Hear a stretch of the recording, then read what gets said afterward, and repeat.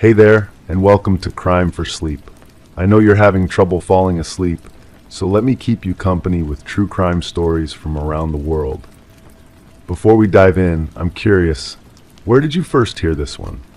If you enjoy these stories, don't forget to like, comment, and subscribe.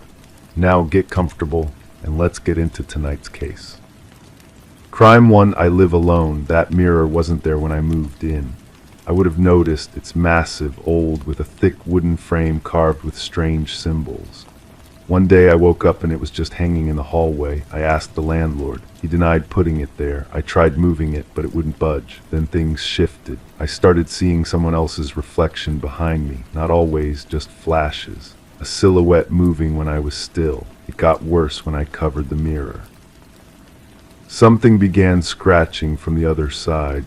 One night I peeled back the sheet and the hallway in the reflection was different, dirtier, blood on the walls, someone staring back, smiling. That was 3 months ago. Now I understand what I was really seeing.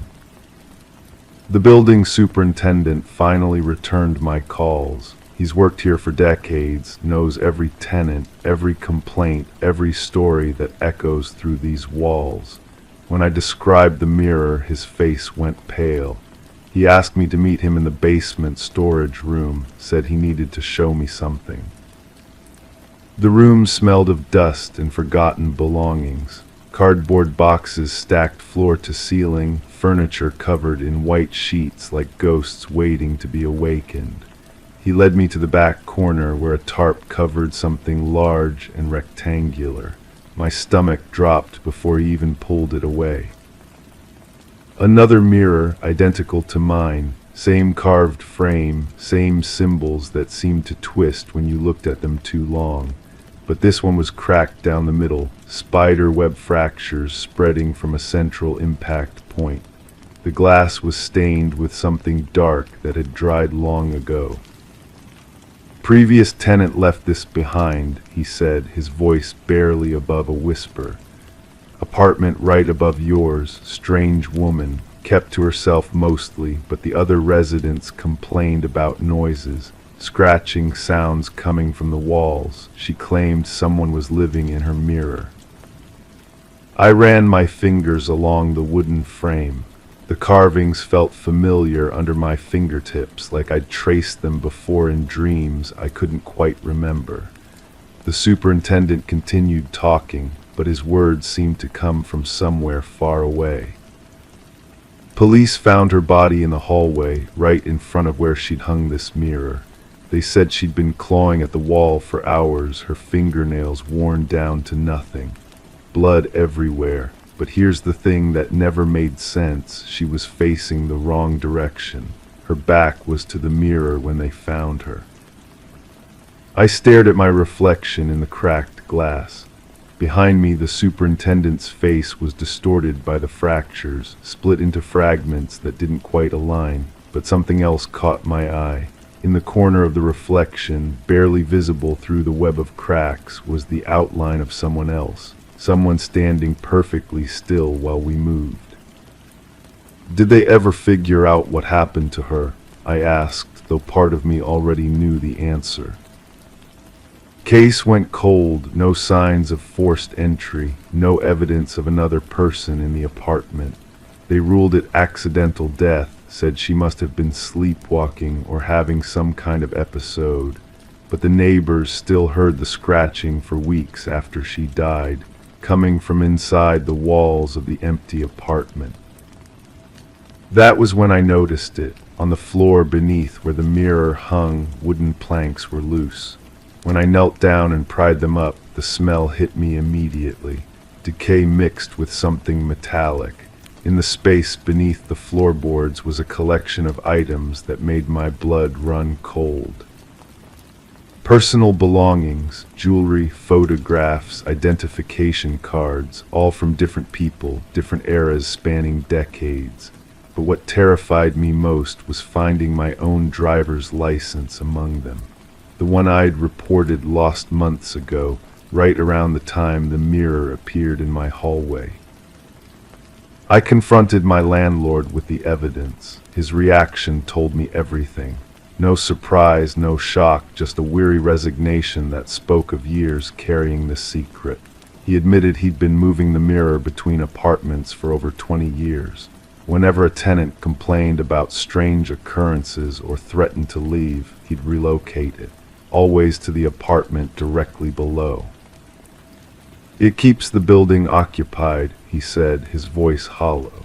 "People don't stay long enough to ask too many questions, but they pay rent while they're here. And the mirror, it seems to need someone nearby. When it sits empty too long, things get worse for everyone." The scratching in my walls wasn't coming from the other side of the mirror. It was coming from the apartment above mine. The woman who died hadn't been clawing at her own walls, she'd been trying to claw through mine. And every night, as I lay in bed listening to those sounds, I was hearing her still trying to reach me.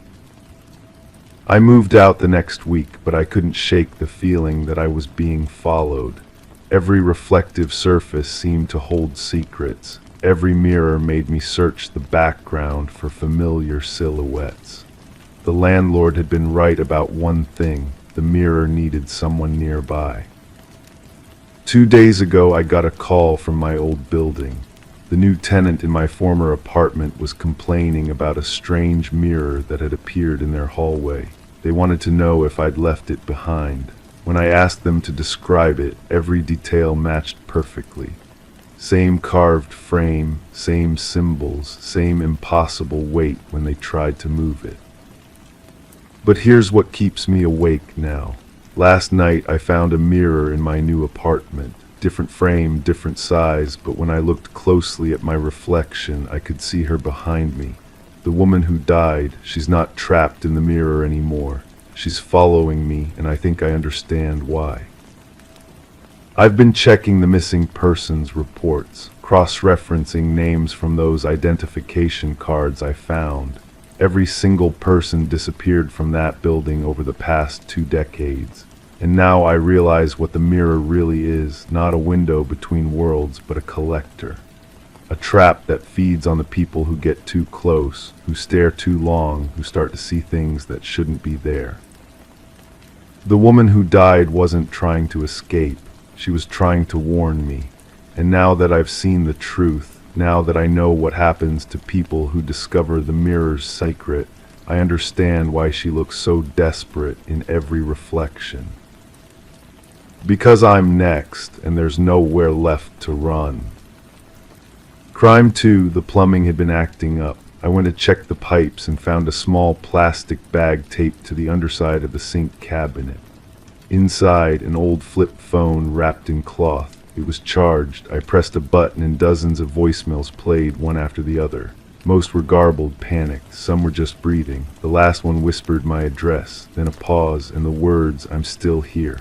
I dropped the phone and called the police. When they arrived, the phone was gone. And a new one was taped under my bed. The officer who responded seemed tired. He listened to my story with the practiced patience of someone who had heard stranger things. He checked the space under my sink, ran his fingers along the edges where the tape had been. Nothing. I showed him where the second phone had been, but that space was empty too. He suggested I change my locks and maybe consider a security system. He left me his card and told me to call if anything else happened. I spent that night checking every corner of my apartment. The taste of copper filled my mouth as I pulled out furniture, examining spaces I had never thought to look. Under the kitchen table, I found a small piece of electrical tape stuck to the wood. It matched the tape that had held the phones. Someone had been in my home multiple times. Someone who knew exactly where to hide things. The next morning, I called the previous tenant. The landlord had given me her number in case any mail arrived. She sounded nervous when I mentioned the phones. She said she had moved out suddenly, that there had been some trouble with someone following her. She mentioned a man who worked at the building maintenance company, someone who had access to all the apartments. She never reported it because she could never prove anything was actually happening. I started paying attention to the maintenance schedule. There was work being done throughout the building, always by the same crew. The supervisor was a quiet man who never made eye contact. I watched him from my window as he entered other apartments. He always stayed longer than necessary. He carried a small bag with him, separate from his tools. The building manager confirmed that maintenance had been in my apartment twice in the past month, once for routine inspection and once to check the plumbing. Both times when I was at work, both times supervised by the same person. She gave me copies of the work orders. The handwriting was careful, almost feminine. The dates matched exactly with when I had noticed small things out of place in my apartment. I started keeping a journal of everything that seemed different when I came home. A book moved slightly on the shelf, a kitchen cabinet left open, the bathroom mirror fogged as if someone had taken a hot shower. At first I thought I was being paranoid, but the pattern was too consistent. Someone was coming into my space regularly, carefully, leaving just enough trace to unsettle me. The third phone appeared in my coat pocket while I was at work. I found it when I reached for my keys. This one was different, newer.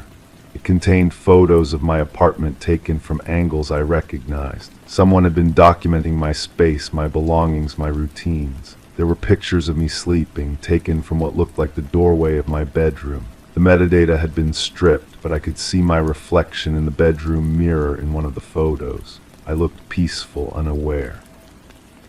I confronted the building manager with the photos. She became defensive, insisting that only authorized personnel had keys to the apartments. But when I pressed her about the maintenance supervisor, her demeanor changed. She admitted there had been complaints before, residents reporting missing items or things moved around, nothing concrete enough to act on. She said she had spoken to the company, but they vouched for all their employees. The maintenance company's office was in a strip mall across town. The receptionist was friendly but vague when I asked about their employee screening process. She said they ran background checks on everyone, but when I asked to speak to someone about specific concerns, she became evasive. She mentioned that their supervisor had been with them for years, was very reliable, and that any complaints should go through the building management. I hired a private investigator. She was expensive but thorough. Within a week, she had traced the maintenance supervisor's background. He had worked for several property management companies over the past decade. At each job, there had been informal complaints from tenants about feeling watched or having things moved in their apartments. Nothing ever resulted in formal charges, but the pattern was unmistakable. He would work at a property for a year or two, then move on to another company. The investigator also discovered that he had been arrested twice for trespassing. Both charges eventually dropped. In one case, he had been found in an apartment building at night, claiming he was responding to an emergency maintenance call that no one had made. The resident in that case had reported feeling watched for months before the incident. She had found small recording devices hidden in her vents. I started sleeping with a chair wedged against my bedroom door. The phones kept appearing, always in different locations. One in my car glove compartment, another in my work locker. Each contained more invasive content. Videos of me in my apartment, audio recordings of my phone conversations, detailed notes about my daily routines. Someone was building a comprehensive profile of my life. The breaking point came when I found personal items that I had thrown away weeks earlier, claimed and placed back in my apartment. A t-shirt I had donated to charity was folded in my dresser. A broken mug I had put in the trash was sitting on my kitchen counter, glued back together. The message was clear. Nothing I discarded was truly gone. My privacy was an illusion. I moved out without notice, breaking my lace and forfeiting my deposit. I stayed in a hotel while I searched for a new place, but even there I felt watched. The feeling followed me like a shadow I couldn't shake. I changed my phone number, my email, my entire routine, but paranoia had become my constant companion. The investigator called me weeks later. The maintenance supervisor had disappeared. The company claimed he had quit without notice, but his apartment was abandoned, rent unpaid. His personal belongings were gone except for boxes of electronic equipment and files containing detailed information about dozens of women.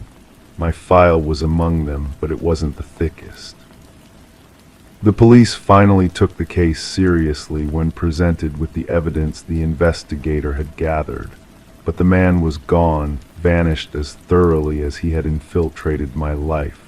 The detective assigned to the case told me this was more common than people realized. The violation of space, the psychological manipulation, the careful erosion of security and peace of mind. I never found out his real name or where he went. Sometimes I wonder if he found someone new to watch, another apartment to infiltrate, another life to document and disturb. The thought keeps me awake some nights, checking locks I have already checked, listening for sounds that might not be there. The phones stopped appearing after I moved, but the memory of finding them remains vivid.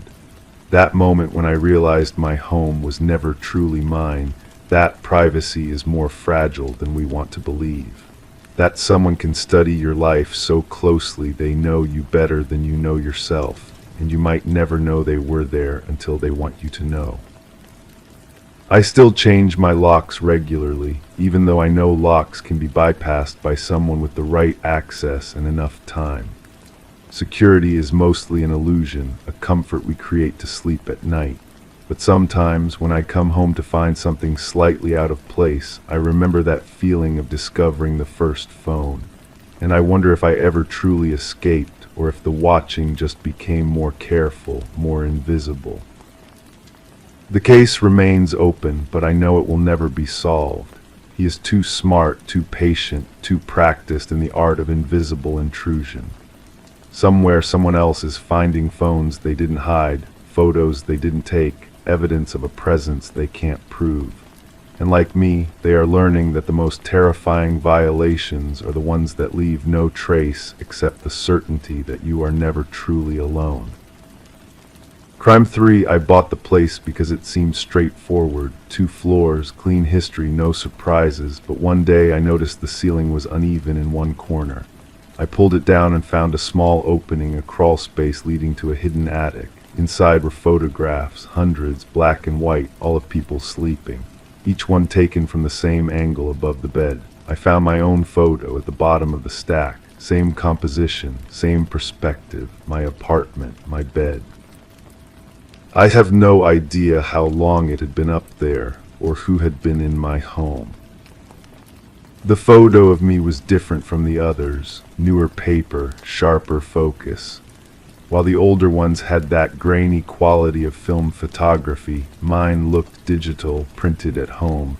Someone had been maintaining this collection. Someone was still watching. I spread the photographs across my kitchen table, studying each face.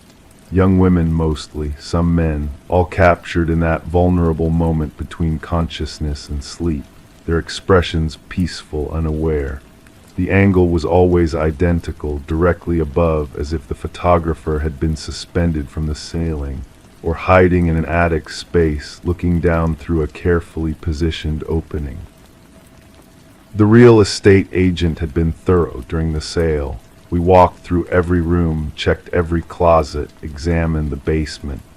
She mentioned the building's history, former apartments converted to condos, previous owners who had renovated extensively. But nobody mentioned a hidden space above the bedroom. Nobody mentioned the photographs. I called the agent first. Her voice carried that professional cheerfulness that real estate people perfect, but underneath I detected something else. Hesitation. When I described what I'd found, she went quiet for too long. The previous owner was very private, she finally said. He lived there for decades, never caused any problems. Did he have access to other units? I wouldn't know about that. But her tone suggested she might know more than she was sharing. I pressed her for his contact information. She claimed she didn't have it anymore, said he'd moved far away, left no forwarding address. The conversation ended with promises to look into it that felt hollow. I started examining the photographs more carefully. Some showed details of the rooms, furniture, wallpaper patterns, personal items on nightstands. I recognized several of the bedrooms. They were from this building. Different units, different floors, but the same architectural details. The same window frames, the same ceiling moldings. The building had 8 units. I knocked on doors, introduced myself as the new neighbor, made small talk about the building's quirks. Most residents were friendly enough, but when I mentioned finding something unusual in my apartment, their responses felt rehearsed, too quick, too dismissive. The woman across the hall invited me in for coffee. Her apartment had the same layout as mine, mirrored. While she prepared the coffee, I studied her bedroom doorway, visible from the kitchen. Same ceiling height, same corner where I'd found the opening. If there was a hidden space in my unit, there might be one in hers too. "Have you ever noticed anything odd about the ceilings?" I asked. She paused, coffee pot in hand. Odd how uneven spots, places where it might have been modified. The previous tenant in your unit was handy, always doing projects. She set down the coffee pot without pouring. Why do you ask? I didn't answer directly. Instead, I mentioned that I was getting the apartment inspected for insurance purposes. She nodded, but her expression had changed, guarded. When I left, I heard her lock the door behind me, not just the regular lock, the deadbolt too. That evening I returned to the photographs. Under better lighting, I noticed something I'd missed before, timestamps, tiny numbers in the bottom corners, barely visible. The dates spanned years. The earliest ones were from over a decade ago. The most recent was from last month. I organized them chronologically. A pattern emerged. The same faces appeared multiple times, months or years apart. The photographer had been returning to the same subjects, watching them repeatedly. Some photos showed the same person across different life stages, younger than older, hair longer than shorter, different partners in the same bed. The building's maintenance records were public information. I spent the next day at the municipal office reviewing work permits and renovation requests. The previous owner of my unit had filed dozens of permits over the years. Electrical work, plumbing modifications, interior renovations listed generically without specific details. But one permit caught my attention, filed 5 years ago for ventilation improvements throughout building. The work was approved for all 8 units. The contractor's signature was illegible, and when I tried to trace the company name, I found it had been dissolved shortly after the work was completed. I started paying attention to sounds in the building. Footsteps above me when I knew the upstairs neighbor was away. Subtle creaking in the walls during the quiet hours before dawn. Sounds that could be settling wood or could be something else. Someone moving carefully through hidden spaces. The building's basement had a utility room with access to the main electrical and plumbing systems. I found the key hanging on a hook that every resident apparently knew about. Down there, examining the ceiling, I found what I was looking for. Small access panels, barely noticeable, positioned above each unit. Modified ductwork that didn't match the building's original plans. Someone had created a network of hidden passages throughout the building, not just in my unit, in all of them. I photographed everything, the access panels, the modified ductwork, the places where new beams had been installed to support someone crawling through the spaces above the apartments. The work was professional, careful, Someone with construction experience had spent considerable time and effort creating this system. Back in my apartment, I looked up at my bedroom ceiling with new understanding. The uneven corner hadn't been a flaw, it had been a calculated modification. The photographer hadn't just been in my home once, he'd been there regularly, for years, watching, documenting, collecting images of intimate moments that belonged to nobody but the people in those beds. I called the police. The officer who came was professional but skeptical. He examined the photographs, asked questions about how I'd found them, took notes. But when I suggested they investigate the other units, he hesitated. These could be from anywhere, he said.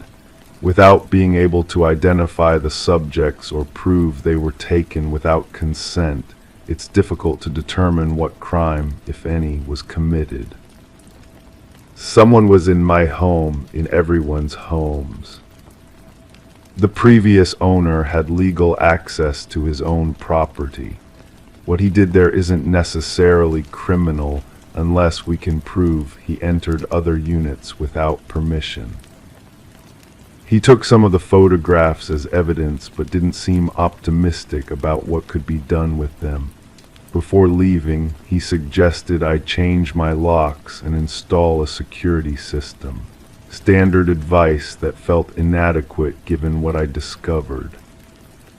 That night I couldn't sleep in my bedroom. I set up a mattress in the living room and lay there listening to the building's sounds.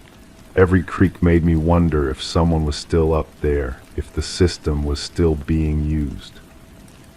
Around what felt like the deepest part of the night, I heard something definitive. Footsteps, slow, careful, but unmistakable, coming from above my bedroom.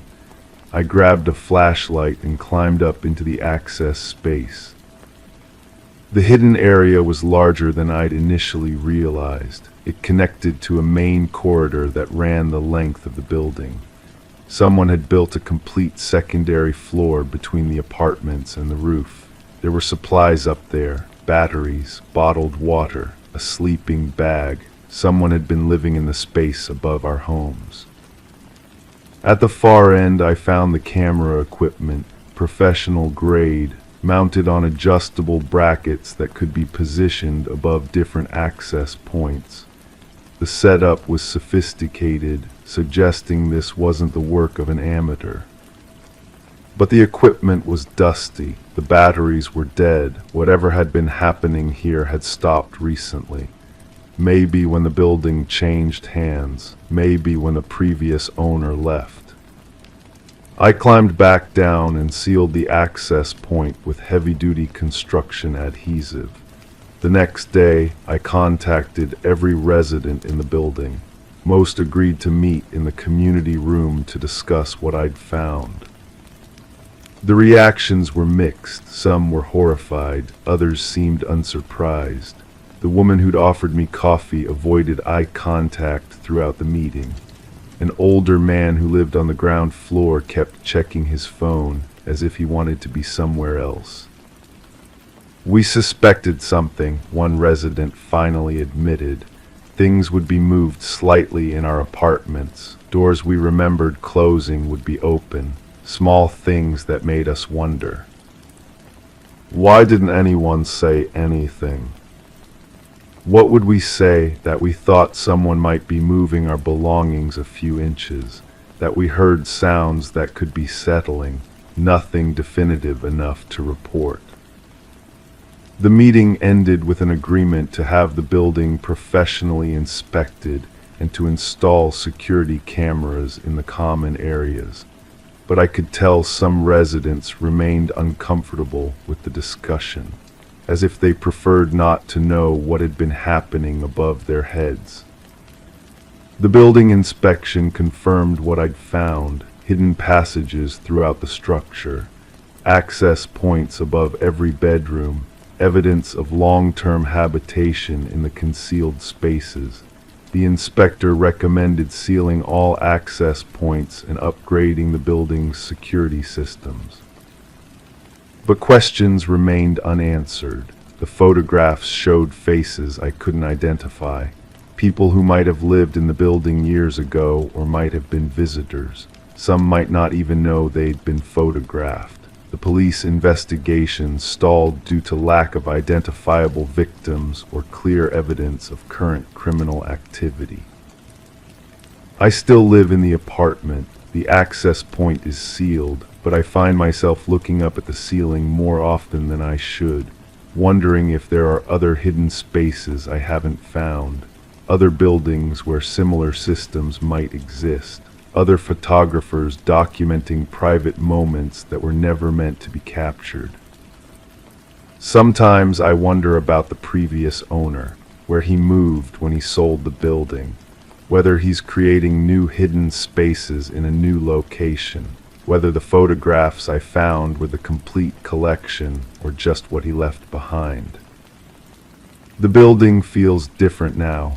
Residents are more cautious, more aware of sounds and movements that might indicate unwanted attention. We've created a support system, checking on each other, sharing information about anything unusual, but trust, once broken, is difficult to rebuild. I keep the remaining photographs in a safe deposit box, evidence of something that happened but might never be fully understood or resolved. Faces of people who deserved privacy they never knew they'd lost. A reminder that the spaces we consider most secure might not be as protected as we believe. The ceiling above my bed looks normal now, even properly finished, but I know what was once hidden there. And I know that somewhere, someone might be looking down at other sleeping faces, adding new photographs to a collection that grows in the darkness above our most vulnerable moments.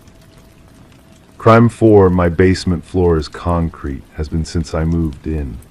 But last week I heard sounds, grinding, scraping. I thought maybe the pipes were shifting. Then I found the dirt, fresh damp in the corner. A patch of floor had been carefully cut, slab removed and replaced. Beneath it, a hole about 3 feet deep. In the hole, a single shoe, not mine, and a note tucked inside it that simply said, "Almost ready." The next night, the hole was deeper. I haven't been able to sleep since. I know someone's still digging, but the door is always locked from the inside. The shoe was leather, worn at the heel, a woman's size 7, the kind of practical Oxford you'd wear to work every day for years. I held it under the bare basement bulb, turning it over in my hands. The leather was soft, broken in. Someone had loved this shoe, had walked miles in it. I could smell something faint on the material, lavender soap maybe. Or was it just the dampness of the earth? I called the previous owner. The woman who sold me the house had been eager to leave, practically threw the keys at me during closing. When I reached her, her voice went tight. "You found what in the basement?" I described the hole, the shoe, the note. The silence stretched so long I thought the call had dropped. "That's impossible," she whispered. "We sealed that room before we left. Nobody has access." But someone did, someone who knew exactly where to cut through the concrete without hitting the foundation. Someone who could move through my house while I slept upstairs, completely unaware. I started staying awake, sitting on the basement steps with a flashlight, listening. The house settled around me in ways I'd never noticed before. The refrigerator hummed, the water heater clicked on and off, but underneath it all I could hear something else. A rhythmic scraping, methodical, patient.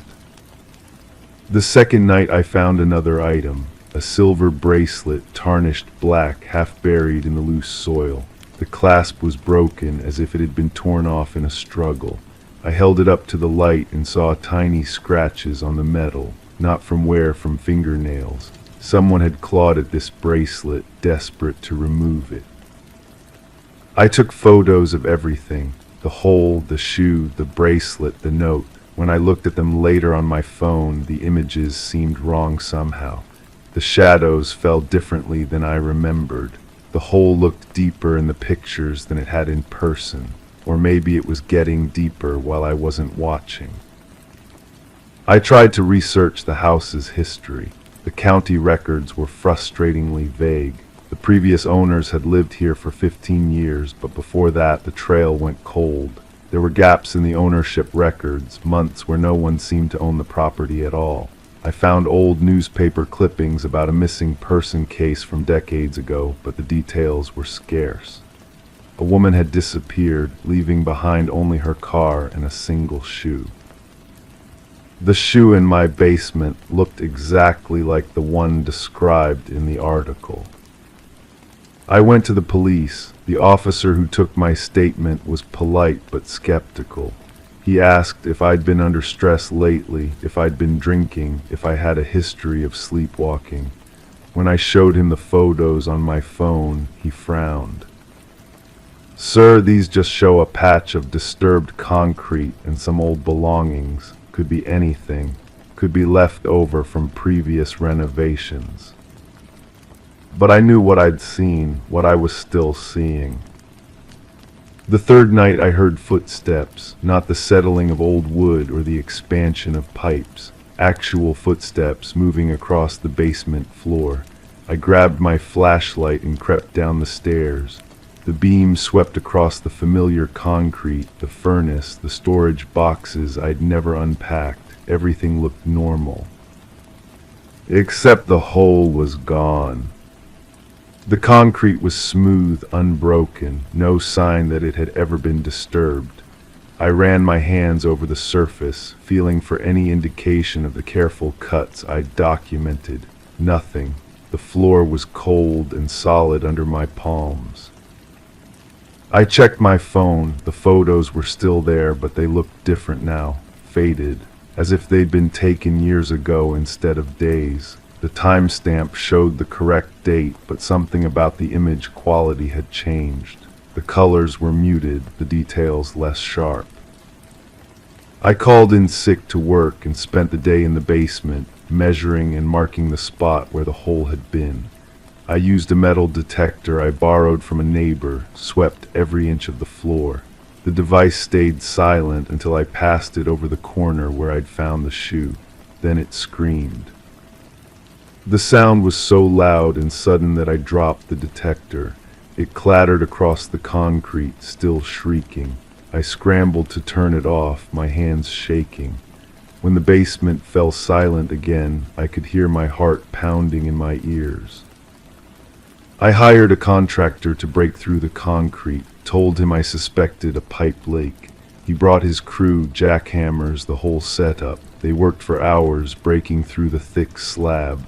Underneath, they found nothing but dirt and rocks, no pipe, no hole, no evidence that anything had ever been buried there. The contractor looked at me like I was losing my mind. Maybe I was. But that night I heard the digging again, louder now, more urgent. I went to the basement and found the hole exactly as it had been before, but deeper, much deeper. I could no longer see the bottom when I shone my flashlight down into the darkness. And there were more items now. A set of keys on a ring shaped like a heart, a pair of glasses with a cracked lens, a small silver locket that opened to reveal a photo of a young girl smiling at the camera. I recognized the girl.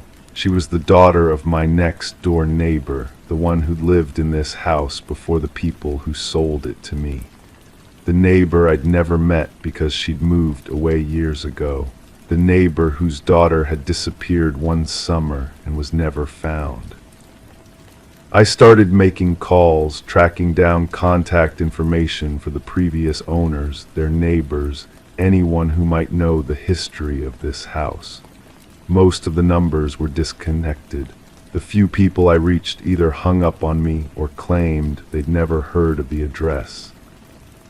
But one woman, an elderly voice cracked with age, listened to my story without interruption. "You found her things," she said when I finished. "Whose things?" "The girl who lived there before, sweet child, used to play in our yard when her parents were fighting. One day she just vanished. Police searched everywhere, never found so much as a trace." What happened to her? The old woman was quiet for a long time. Some things are better left buried, son. Some secrets are meant to stay in the ground. I pressed her for more details, but she hung up. I went back to the basement that night with a shovel. If someone was digging, I would dig too. I would find out what was down there, what someone wanted me to find. The hole was deeper than ever, so deep that my flashlight beam couldn't reach the bottom. I climbed down into it. The walls were smooth, carved with precision. This wasn't random digging, this was methodical excavation. Someone had been working on this for a long time, maybe years. The earth smelled of decay and old secrets. At the bottom, I found a small chamber. Inside it, carefully arranged, were dozens of personal items. Shoes, jewelry, clothing, photographs, all belonging to different people, all carefully preserved. And in the center of it all, a diary. I opened it with trembling hands. The first entry was dated 20 years ago. The handwriting was careful, deliberate. She won't stop crying. I've tried everything, but she won't be quiet. The neighbors will hear. I have to do something. The entries continued, documenting a systematic pattern of disappearances. People who wouldn't be missed. Runaways, drifters, children from broken homes. The diary detailed how the writer had lured them, where they'd taken them, how they'd disposed of the evidence. The final entry was dated just last week. The new owner is getting close. Time to finish what I started. Time to add his things to the collection. I heard footsteps above me. Someone was in my house. I climbed out of the hole as quietly as I could, my heart hammering against my ribs. The basement door was closed. I was certain I'd left it open. I tried the handle, locked. From the other side, I heard a voice, familiar, the elderly woman I'd spoken to on the phone. Some secrets are meant to stay buried, she said, but you had to keep digging, didn't you? I realized then that I'd been wrong about everything. The person digging in my basement wasn't some mysterious intruder. It was someone who'd been living in this house long before I'd bought it, someone who'd never really left. The lights went out. In the darkness, I heard the sound of fresh concrete being poured above me, sealing me in with all the other secrets this house had collected over the years. I'm writing this on my phone while I still have battery. The signal is weak down here, but maybe someone will find this message. Maybe someone will understand what happened. The digging has stopped, but I can hear something else now. Footsteps upstairs, moving through my house like they own it, like they've always owned it. I think I know who's been digging in my basement while I slept. It was never meant for me to find the truth. I was meant to become part of it.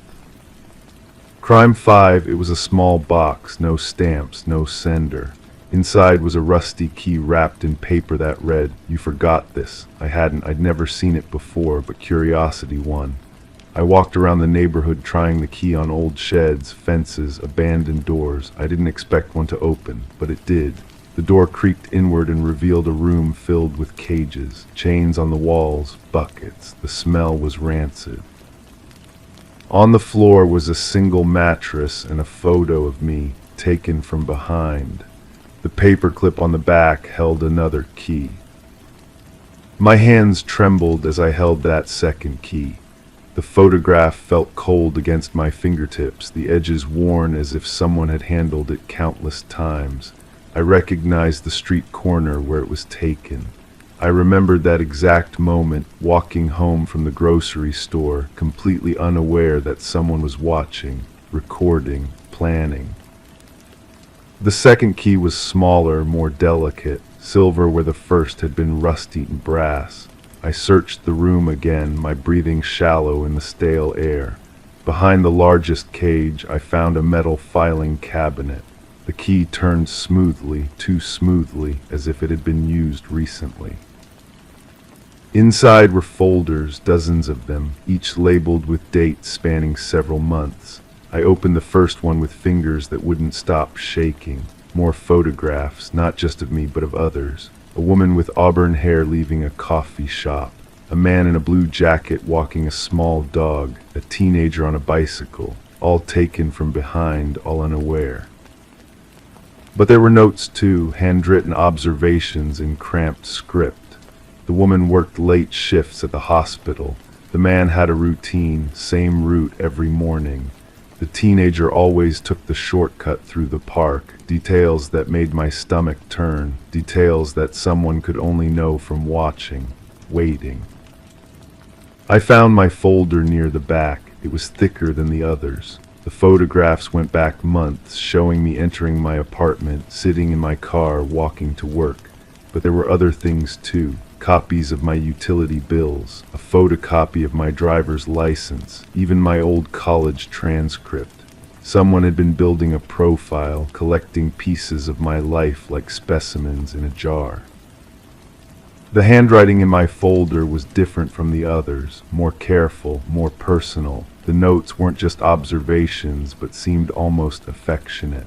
Subject shows kindness to stray animals. Always tips service workers generously, maintains regular sleep schedule. It read like a love letter written by someone who had never actually spoken to me. At the bottom of my folder was a sealed envelope. My name was written across it in that same careful script. Inside was a single sheet of paper with an address I recognized. It was 3 blocks away, my neighbor's house. The one who had lived there for 5 years, who always waved when I walked by, who had helped me carry groceries when I sprained my ankle. The one who knew my routine better than anyone else.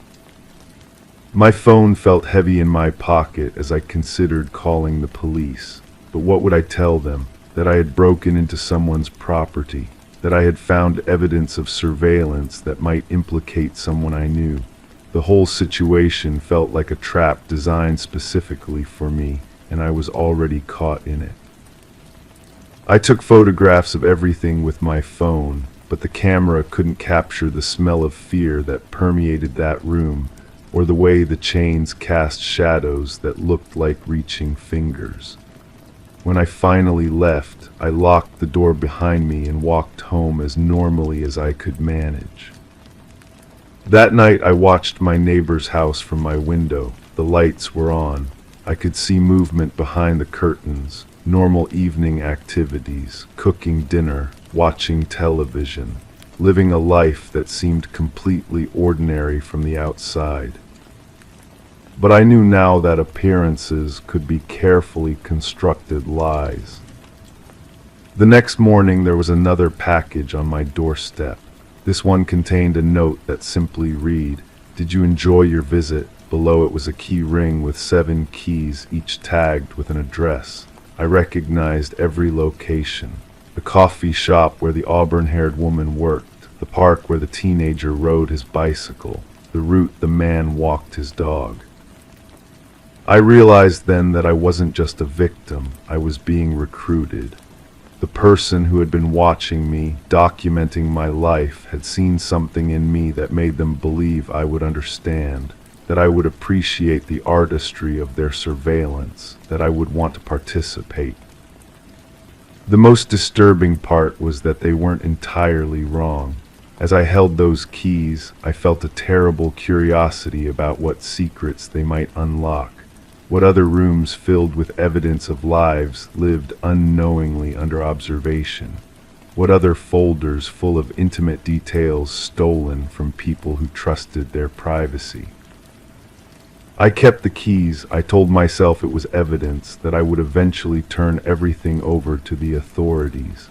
But as the days passed, I found myself studying the addresses, memorizing the patterns described in those meticulous notes. learning the routines of strangers as if they were puzzles to be solved. My neighbor still waves when I walk by. We still exchange pleasantries about the weather and the state of our small shared garden. But now I notice things I had never seen before. The way his eyes follow my movements. The way he seems to know things about my schedule that I have never told him. The way he smiles when he thinks I'm not looking. I still have the keys, all of them. They sit in my kitchen drawer next to the bottle opener and the spare batteries. Sometimes I take them out and hold them, feeling their weight and wondering what doors they open. What truths they might reveal about the people I pass on the street every day, living their lives in the illusion of privacy. The question that haunts me isn't whether my neighbor is guilty of surveillance and invasion of privacy. The question is whether I'm becoming guilty of the same thing, whether the line between victim and perpetrator is as clear as I once believed, whether curiosity, once awakened, can ever truly be satisfied or contained. I haven't used the keys yet, but I haven't thrown them away either, and each day that passes, the temptation grows stronger. The desire to know, to see, to understand the hidden patterns of other people's lives becomes harder to resist. Perhaps that was the real trap all along, not the surveillance itself, but the seductive power of being the one who watches instead of the one being watched. The transformation from victim to voyeur happens so gradually that you barely notice it until you're already on the other side.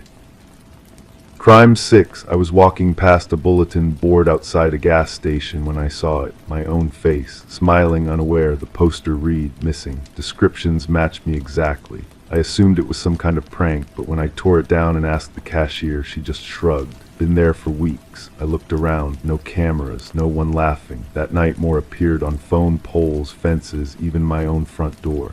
Every poster said the same thing: last seen in EAR home, my home.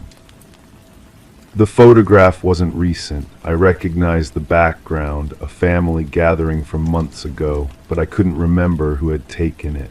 The quality was too clear to be a screenshot from social media. Someone had printed it with care using expensive paper. The edges were crisp, the colors vibrant. Someone had planned this. I called the number at the bottom of the poster. A recording, a woman's voice shaking slightly. "If you have any information about this missing person, please contact us immediately. The family is desperate for answers." The line went dead before I could leave a message. I tried calling my family. My sister didn't answer. My mother's phone went straight to voicemail. I drove to my mother's house, but the windows were dark. The neighbor came out, an elderly woman I'd known since childhood. She looked at me strangely. "Haven't seen you in weeks," she said. "Your mother was asking about you, seemed worried." I showed her the poster. Her face went pale. "That's been up all over the neighborhood," she whispered. "People have been talking. Some think something terrible happened to you." I felt the ground shift beneath my feet. The neighbor stepped back, studying my face as if she was seeing a ghost. At home, I searched through my belongings looking for clues. My phone showed normal activity, texts, calls, social media posts, but when I looked closer, something felt wrong. The timestamps seemed inconsistent, messages I didn't remember sending, photos in my gallery that I couldn't recall taking. I found a stack of mail that had accumulated by my door. Bills, advertisements, and something else, a handwritten note. The paper was expensive, matching the posters. The handwriting was careful, deliberate. "Stop pretending. We know what you did." My hands trembled as I turned the note over. On the back, someone had written an address. I recognized the street name but couldn't place the exact location. The paper smelled faintly of lavender, a scent that triggered a memory I couldn't quite grasp. I drove to the address. It was a small apartment building, unremarkable except for the flowers planted in neat rows outside. Lavender. The smell hit me immediately, bringing with it fragments of memory, a conversation, laughter, then silence. The front door was propped open. I climbed to the second floor and found the apartment number. The door was unlocked. Inside, the space was sparse but clean. On the kitchen table sat a manila folder with my name written on the tab. The folder contained newspaper clippings, photographs, and phone records, all centered around a disappearance that had happened months ago. A woman who had vanished without explanation. The last person to see her alive had been her roommate, someone whose physical description matched mine exactly. But that wasn't possible. I would remember something like that. I would remember meeting her, talking to her, being the last person to see her alive. I found more photographs buried in the folder, pictures of me in places I didn't recognize, with people I couldn't recall meeting. One showed me standing outside this very building, apparently having a conversation with someone just outside the frame. My expression was serious, almost guilty. The final document in the folder was a police report, an interview transcript. My name was blacked out, but the details were unmistakable. The witness described finding personal belongings in their possession that belonged to the missing woman, items they claimed to have no memory of acquiring. I sat in the empty apartment as darkness fell outside. The lavender scent seemed stronger now, almost overwhelming. I tried to piece together what I was reading, what I was seeing, but the memories remained just out of reach. My phone buzzed, a text from an unknown number. The posters were just the beginning. People deserve to know the truth. I looked around the apartment one more time. On the windowsill, I noticed something I'd missed before, a small framed photograph. It showed two women laughing together. One of them was clearly the missing person from the newspaper clippings. The other looked familiar, but her face was partially obscured by shadow. As I picked up the frame, something fell out from behind the photograph. A key, small brass with a number etched into it, a storage unit key. I left the apartment with more questions than answers.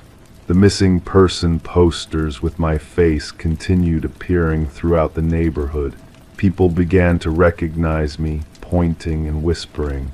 Some crossed the street when they saw me coming. The storage unit was across town. Inside, I found boxes of personal items, clothes, jewelry, notebooks filled with handwriting I didn't recognize but somehow seemed familiar. At the bottom of the last box was a digital recorder. I pressed play. My own voice filled the small metal space. I can't keep pretending this didn't happen. She trusted me and I betrayed that trust, but I can't remember why. I can't remember what drove me to do something so terrible. The recording continued, describing events I had no memory of, confessing to actions I couldn't believe I was capable of.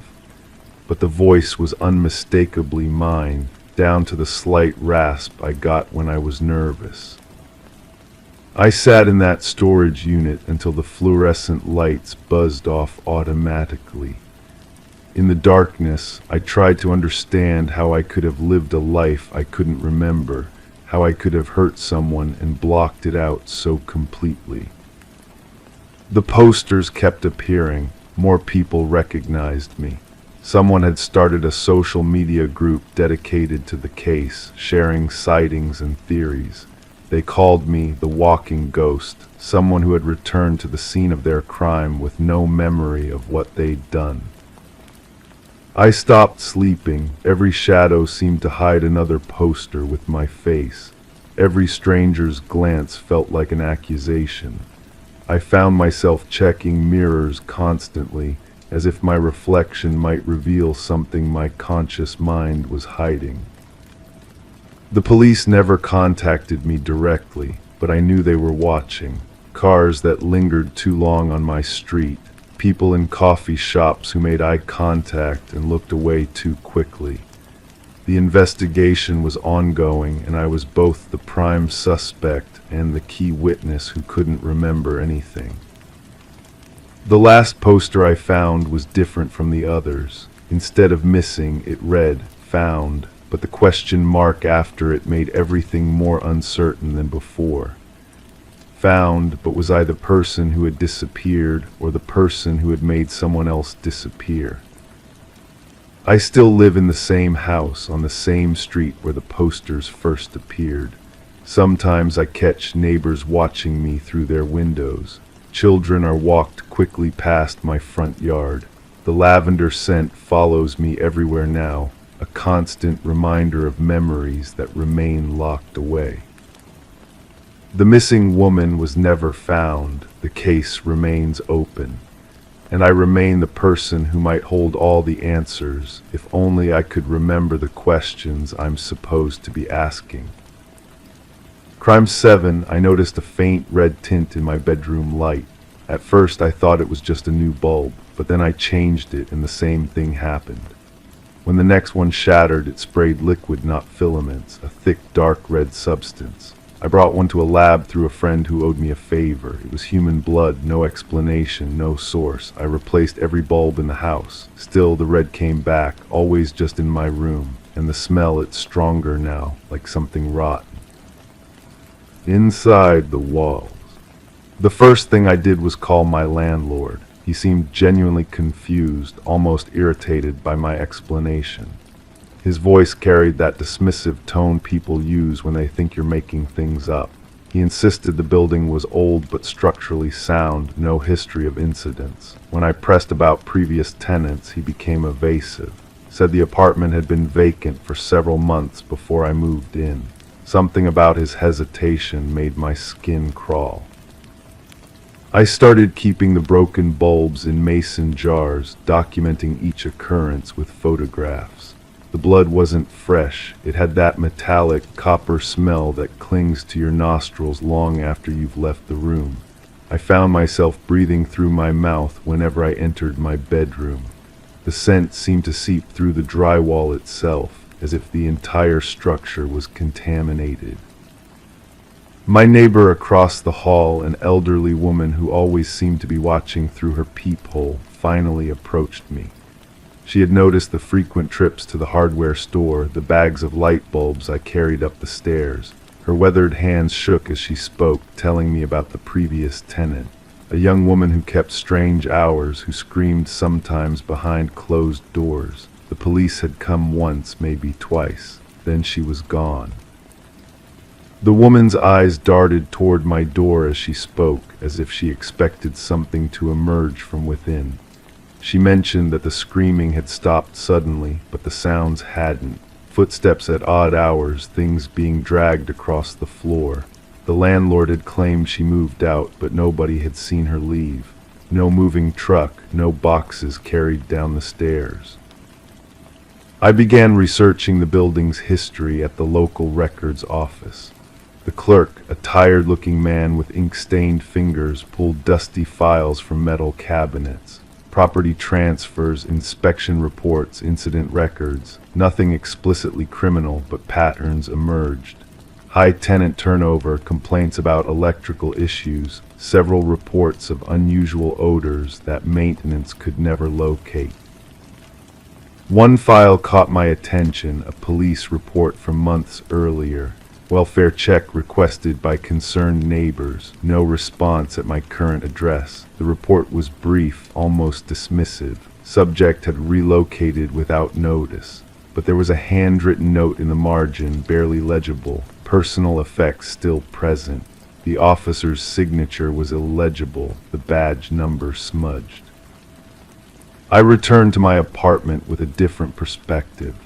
The red-tinted light wasn't random, it was concentrated in specific areas. The corner where my dresser now sat, the space near the closet door. I moved furniture, examining the floorboards beneath. Several were slightly warped, as if they had been exposed to moisture.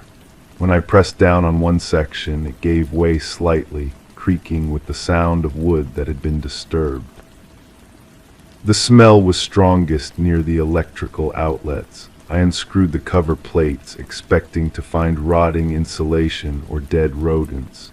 Instead, the wiring looked relatively new, but there were dark stains on the metal junction boxes. Rust maybe, or something else entirely. The copper wiring had an unusual patina, darker than normal oxidation. My sleep became fitful. The bedroom felt oppressive, the air thick and metallic. I started sleeping on the couch, but even from the living room I could see the faint red glow seeping under the bedroom door. Each morning I would find new bulbs had taken on that crimson tint, as if the blood was rising through the electrical system like sap through a tree. I contacted the detective whose name appeared on the welfare check report. He was reluctant to discuss the case, citing confidentiality, but his discomfort was obvious. When I mentioned the address, his demeanor shifted. He agreed to meet at a coffee shop, choosing a corner table away from other customers. The detective's hands wrapped around his coffee cup as he spoke in measured tones. The missing woman had been reported by her workplace after she failed to show up for several consecutive days. When they entered the apartment, her purse was on the kitchen counter, keys on the hook by the door, food in the refrigerator, clothes in the closet. No signs of struggle, no indication of where she might have gone. But there were inconsistencies. The apartment had been cleaned recently, almost obsessively. Bleach residue in the bathroom, carpet that looked professionally shampooed. The landlord claimed she had been a meticulous tenant, but her coworkers described her as perpetually disorganized. The detective's eyes met mine across the table when he mentioned that the electrical system had been experiencing problems around that time. He pulled out a small notebook, pages yellowed with age and coffee stains. The missing woman's name was redacted in his notes, but he described her as isolated, possibly involved with someone she had been reluctant to discuss with friends. There were calls to the police, complaints about noise from neighboring apartments, but never any formal charges filed. The last entry in his notes mentioned a maintenance request she had submitted, lights malfunctioning, strange discoloration. I left the coffee shop with more questions than answers. The detective had given me his card, telling me to call if I noticed anything else unusual. His eyes held a weight I recognized, the look of someone carrying unresolved cases like stones in their pockets. Back in my apartment, I examined every inch of the bedroom with new purpose. The red-tinted bulbs had become more frequent, sometimes lasting only hours before taking on that sickening crimson glow. I started leaving lights off entirely, navigating by the dim illumination from other rooms. That's when I found it, a small section of baseboard that wasn't flush with the wall. When I pried it loose, a musty odor escaped, stronger than anything I had experienced before. Behind the wood panel was a hollow space, just large enough to conceal something substantial. The darkness within seemed to absorb my flashlight beam. I reached into the cavity, my fingers touching something smooth and cool. Plastic wrapped carefully around an object I couldn't identify by touch alone. As I pulled it free, the wrapping crinkled with the sound of something that had been hidden for a long time. Inside was a cell phone, its screen cracked but still functional. The phone contained messages, voicemails, photographs, evidence of a life that had ended abruptly, but also something else, recordings the woman had made documenting strange occurrences in the apartment. Her voice, frightened and confused, describing the same red-tinted lights I had been experiencing. The same metallic smell, the same sense of something wrong within the walls themselves. The final recording was different. Her voice was steady, resigned.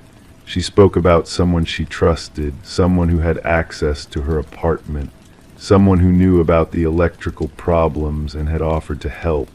The recording ended abruptly, mid-sentence, with the sound of a key turning in the lock. I realized then that I had been asking the wrong questions. The blood in the light bulbs wasn't supernatural, it was evidence. Someone had been using the electrical system to hide traces of what had happened here. The building's old wiring, the frequent maintenance calls, the landlord's evasive answers. It all formed a pattern I should have recognized sooner. The woman hadn't disappeared. She had never left the building at all, and whoever was responsible knew I was getting close to the truth. The increasing frequency of the blood-tinted bulbs wasn't random, it was a warning, or perhaps something worse. I sit here now typing this account with the bedroom door closed and sealed with tape. The red glow has begun appearing in other rooms, following me like a stain that won't wash clean. I've called the detective, left messages that go unreturned. The landlord no longer answers my calls. Tomorrow I will take everything I've found to the police. The phone, the recordings, the photographs I've documented. Someone will have to listen, someone will have to act. But tonight I can hear sounds within the walls, not electrical humming, something else entirely. Movement that suggests I may not be alone in this apartment after all, and the smell is getting stronger, seeping through the tape I used to seal the bedroom door. The truth is here, somewhere within these walls, but I'm beginning to understand that finding it might cost more than I'm prepared to pay. Crime 8, I use a baby monitor for peace of mind. I don't have a child, I just like knowing the hallway is clear when I sleep. One night I heard whispers. At first they were unintelligible, then they got clearer. A woman's voice, repeating phrases like "come out" and "stop hiding." The next night a man's voice responded, angry then screaming. I unplugged it, threw it out, but the voices didn't stop. I started hearing them with my bare ears. The final straw was when I heard my own voice begging. But I wasn't speaking. That was 3 months ago. Tonight I'm sitting in my kitchen, staring at police files I shouldn't have.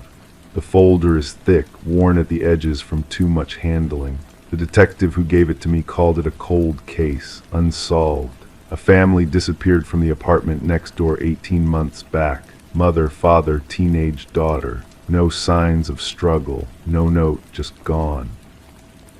The baby monitor I bought came from an estate sale. The elderly woman selling it mentioned it belonged to the family who lived in the apartment complex. She didn't say which apartment. I didn't ask. I just wanted something cheap that worked. The voices started soft, like background static you learn to ignore. But static doesn't call your name. Static doesn't sob in the middle of the night. Static doesn't sound terrified.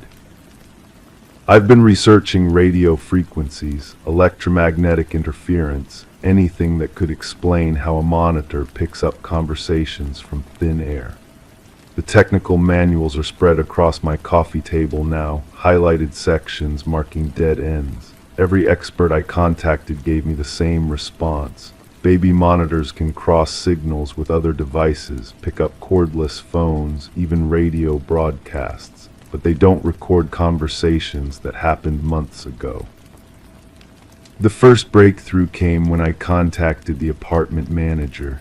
She remembered the family well. Quiet people, she said, kept to themselves. The mother worked from home, some kind of customer service job that required phone calls throughout the day. The father traveled for work. The daughter was homeschooled. I asked about their disappearance. The manager's voice changed. She mentioned how the police found the apartment exactly as the family left it. Dishes in the sink, television still on. The daughter's homework spread across the dining table, but there was something else, something that made her uncomfortable talking about it.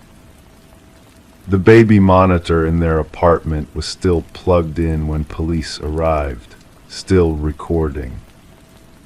I convinced her to let me see the apartment. It's been empty since they vanished, too much negative attention to attract new tenants.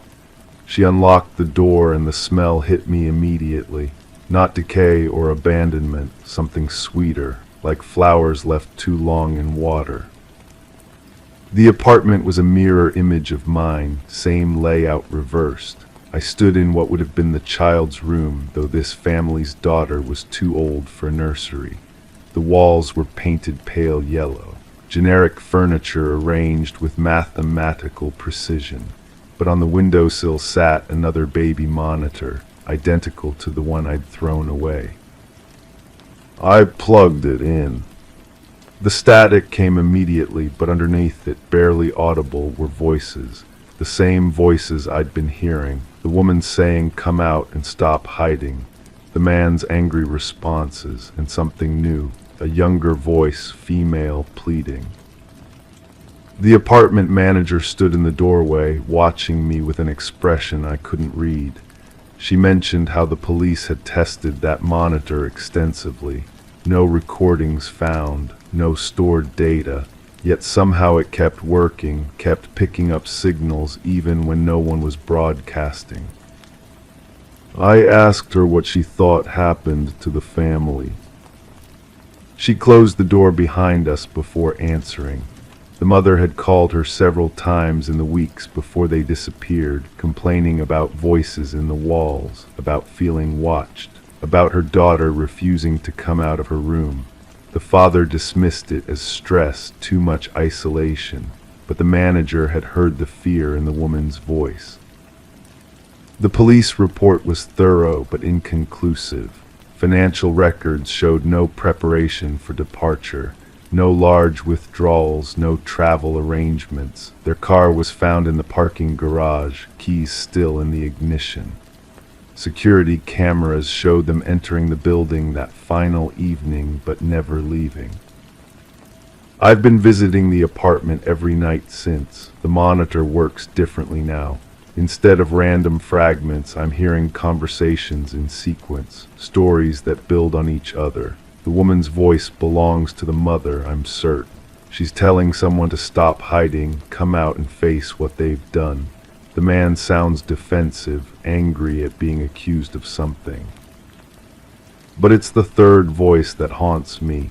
The daughter, she's not pleading anymore, she's confessing.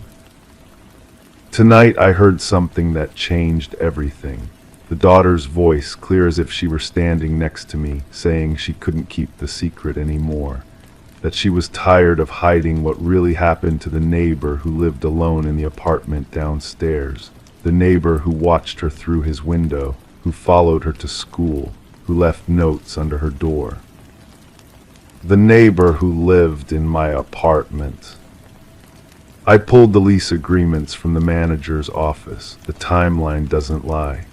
The previous tenant, the man who lived in my apartment before me, disappeared the same night as the family upstairs. His name was removed from all documentation, his belongings cleared out by relatives who wanted nothing to do with the investigation. The police never connected the cases. One missing family, one missing neighbor, no evidence they knew each other, no evidence of conflict. But baby monitors work on radio frequencies. They pick up signals from other monitors in range.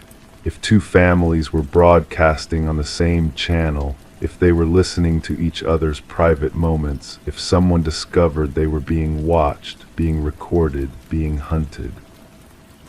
I'm holding a photograph I found tucked inside the police file.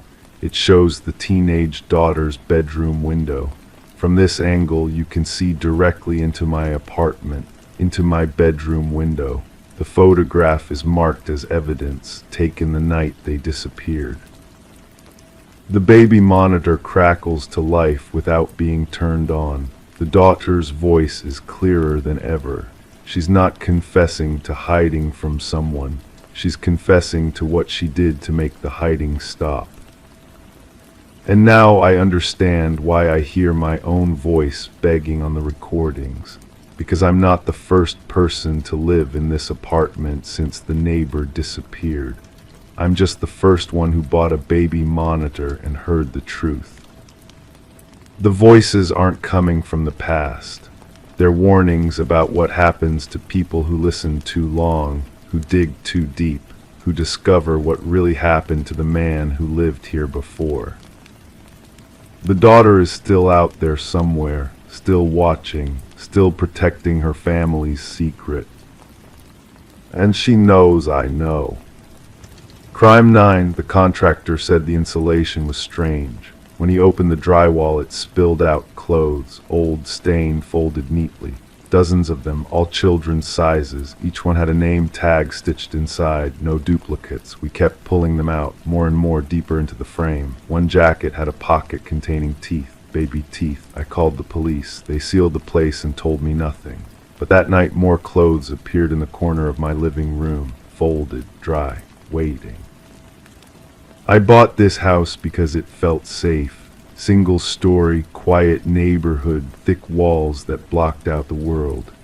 The previous owner had died of natural causes, they said, an elderly woman who kept to herself. I never questioned why the price was so low, why it sat on the market for months. I thought I was lucky. The renovation was supposed to be simple. Update the kitchen, tear down one wall to open up the space. When the contractor's sledgehammer broke through, the smell hit first. Musty, sweet, wrong. Then came the cascade of fabric, tumbling out like secrets the house could no longer hold. I picked up the first piece, a small yellow dress with flower buttons. The name tag read Sarah in careful script. The fabric felt too soft, worn by use and something else I couldn't name. The contractor stood frozen, his hammer dangling from his grip. We both understood we were looking at something we weren't meant to find. The police came within the hour. They bagged everything, photographed the wall cavity, asked questions I couldn't answer. Detective Martinez handed me her card and told me to call if anything else turned up. Her eyes held something I recognized but couldn't place until later, pity mixed with knowledge she wouldn't share. For 3 days I stayed at my sister's place while they processed the scene. When they finally cleared me to return, the wall was sealed with fresh drywall, painted white and innocent. The detective said they were investigating, following leads, doing their job. She didn't mention the teeth. She didn't explain why children's clothes were stuffed inside my walls like insulation. That first night back I couldn't sleep. The house felt different, heavier somehow. Every creak was a footstep, every settling sound was a whisper. I walked through the rooms, touching surfaces, checking locks, trying to reclaim the safety I'd felt before. The clothes appeared while I was making coffee. 3 pieces, folded with military precision, sitting on my kitchen table like an offering. A red sweater with Michael embroidered inside the collar. Blue jeans marked Jenny. A striped shirt that belonged to Alex. I called Detective Martinez immediately. She arrived with 2 officers and latex gloves. They bagged the evidence while I stood in my doorway, watching strangers handle items that had materialized in my locked house. When they left, Martinez lingered on my porch, her face drawn tight with something between concern and suspicion. "Have you been in contact with anyone about the discovery?" she asked. "Former neighbors, contractors, anyone connected to the previous owner?"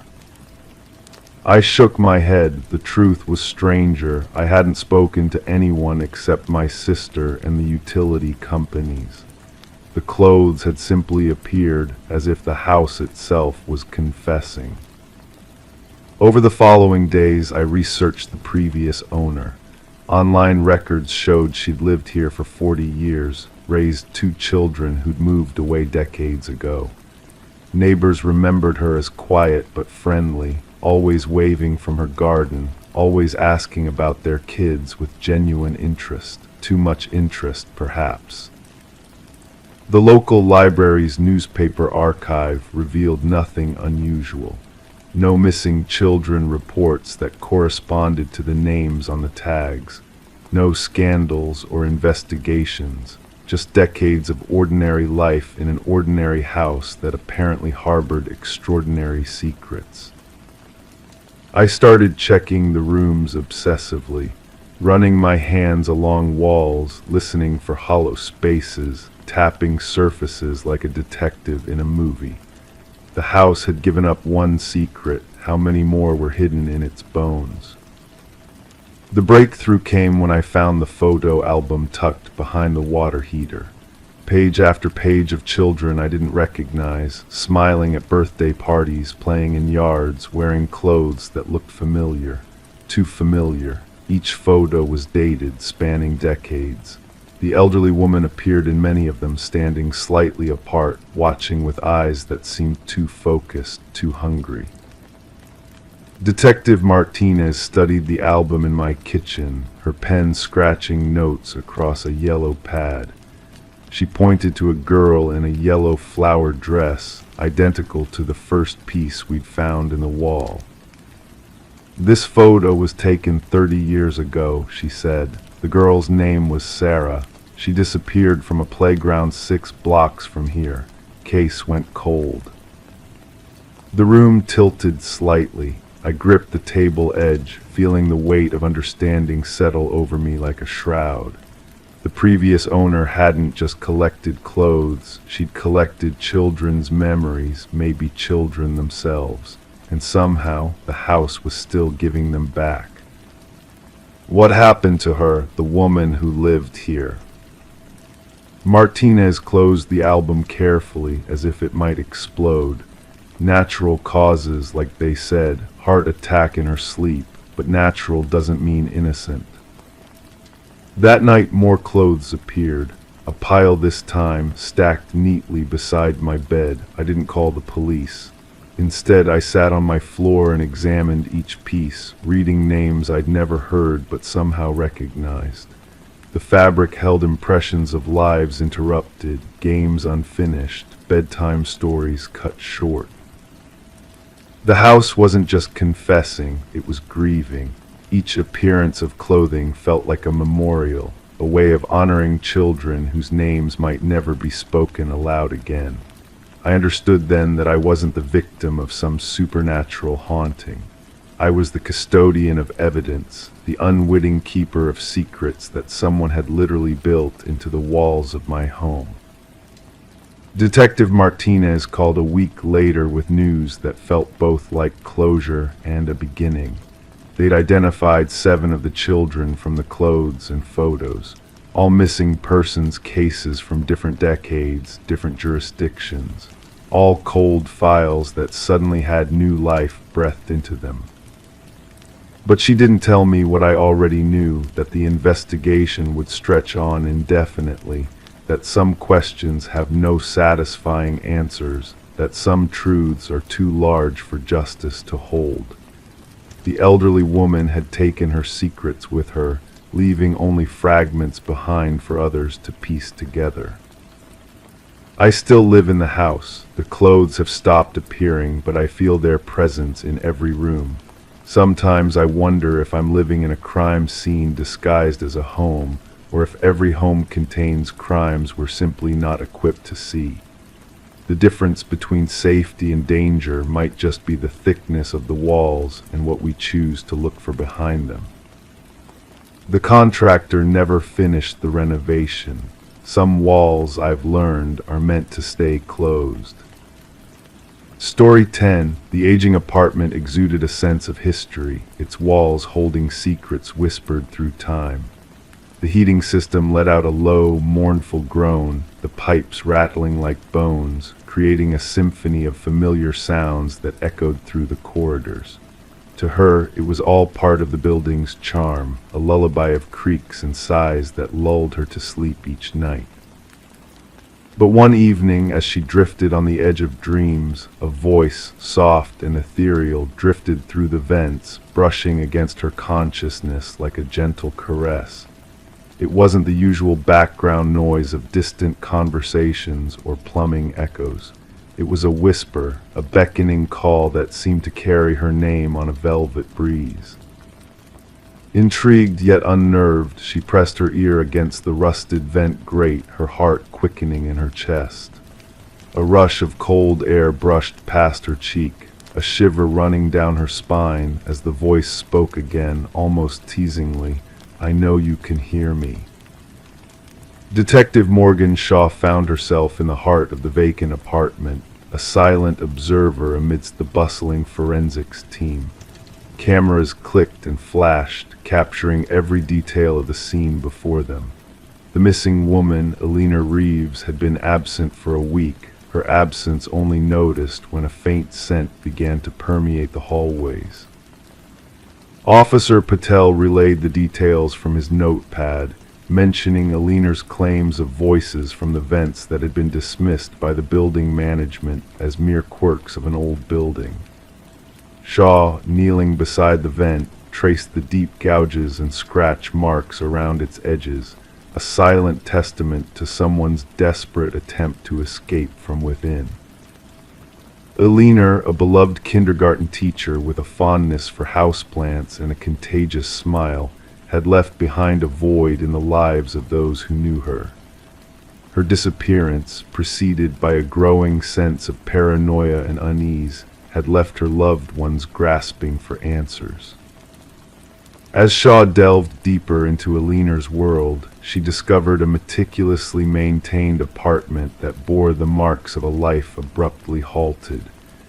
The chair positioned beneath the vent, the untouched coffee mug, all whispered of a presence that lingered even in absence. The revelations from the forensics team painted a chilling picture. Fibers matching Alina's favorite cardigan, a mysterious fingerprint inside the vent evidence pointed towards a sinister presence lurking within the shadows of the apartment. Listening to the haunting audio recordings from Alina's phone, Shaw felt a chill seep into her bones. Alina's voice, vulnerable and questioning, seeking validation from the unseen entity that haunted her nights, sent shivers down Shaw's spine. The building's history unraveled like a dark tapestry, revealing a pattern of tenants fleeing in fear, haunted by inexplicable noises and phantom voices. Harold Weber, the unassuming superintendent, cast a shadow of suspicion with his nonchalant demeanor that belied a deeper knowledge. A hidden access panel in Alina's bathroom unveiled a secret passage snaking through the walls, a clandestine route that offered a voyeuristic glimpse into the lives of unsuspecting tenants. Shaw's skin prickled with unease as she realized the extent of the violation that had occurred within those walls. Weber's meticulously organized files and chilling digital journal painted a portrait of obsession and possession. His delusional ramblings spoke of a twisted bond with Alina, a connection forged through whispers and shadows that led to a tragic end. The artifacts found in a storage unit, relics of past tenants preserved like macabre trophies, solidified Weber's descent into darkness. His serene demeanor in the face of arrest sent a shiver through Shaw, a glimpse into the mind of a predator who believed himself to be an instrument of the building's will. Alina's fate, sealed by sedatives and deception, echoed through the courtroom as Weber stood trial, his facade of sanity cracking under the weight of damning evidence. The jury's swift verdict brought a semblance of justice, but the whispers of the building lingered, a reminder of the darkness that lurked within its walls.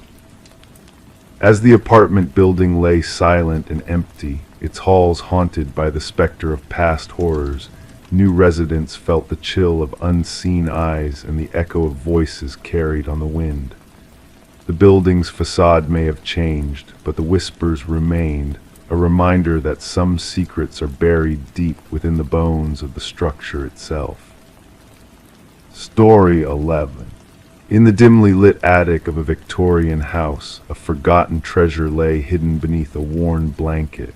It was a porcelain doll, its delicate features showing the wear of time, with painted blue eyes that seemed to hold secrets of their own. Sarah and Michael, a young couple who had recently moved into the house, stumbled upon this mysterious doll and shared a laugh at its eerie appearance.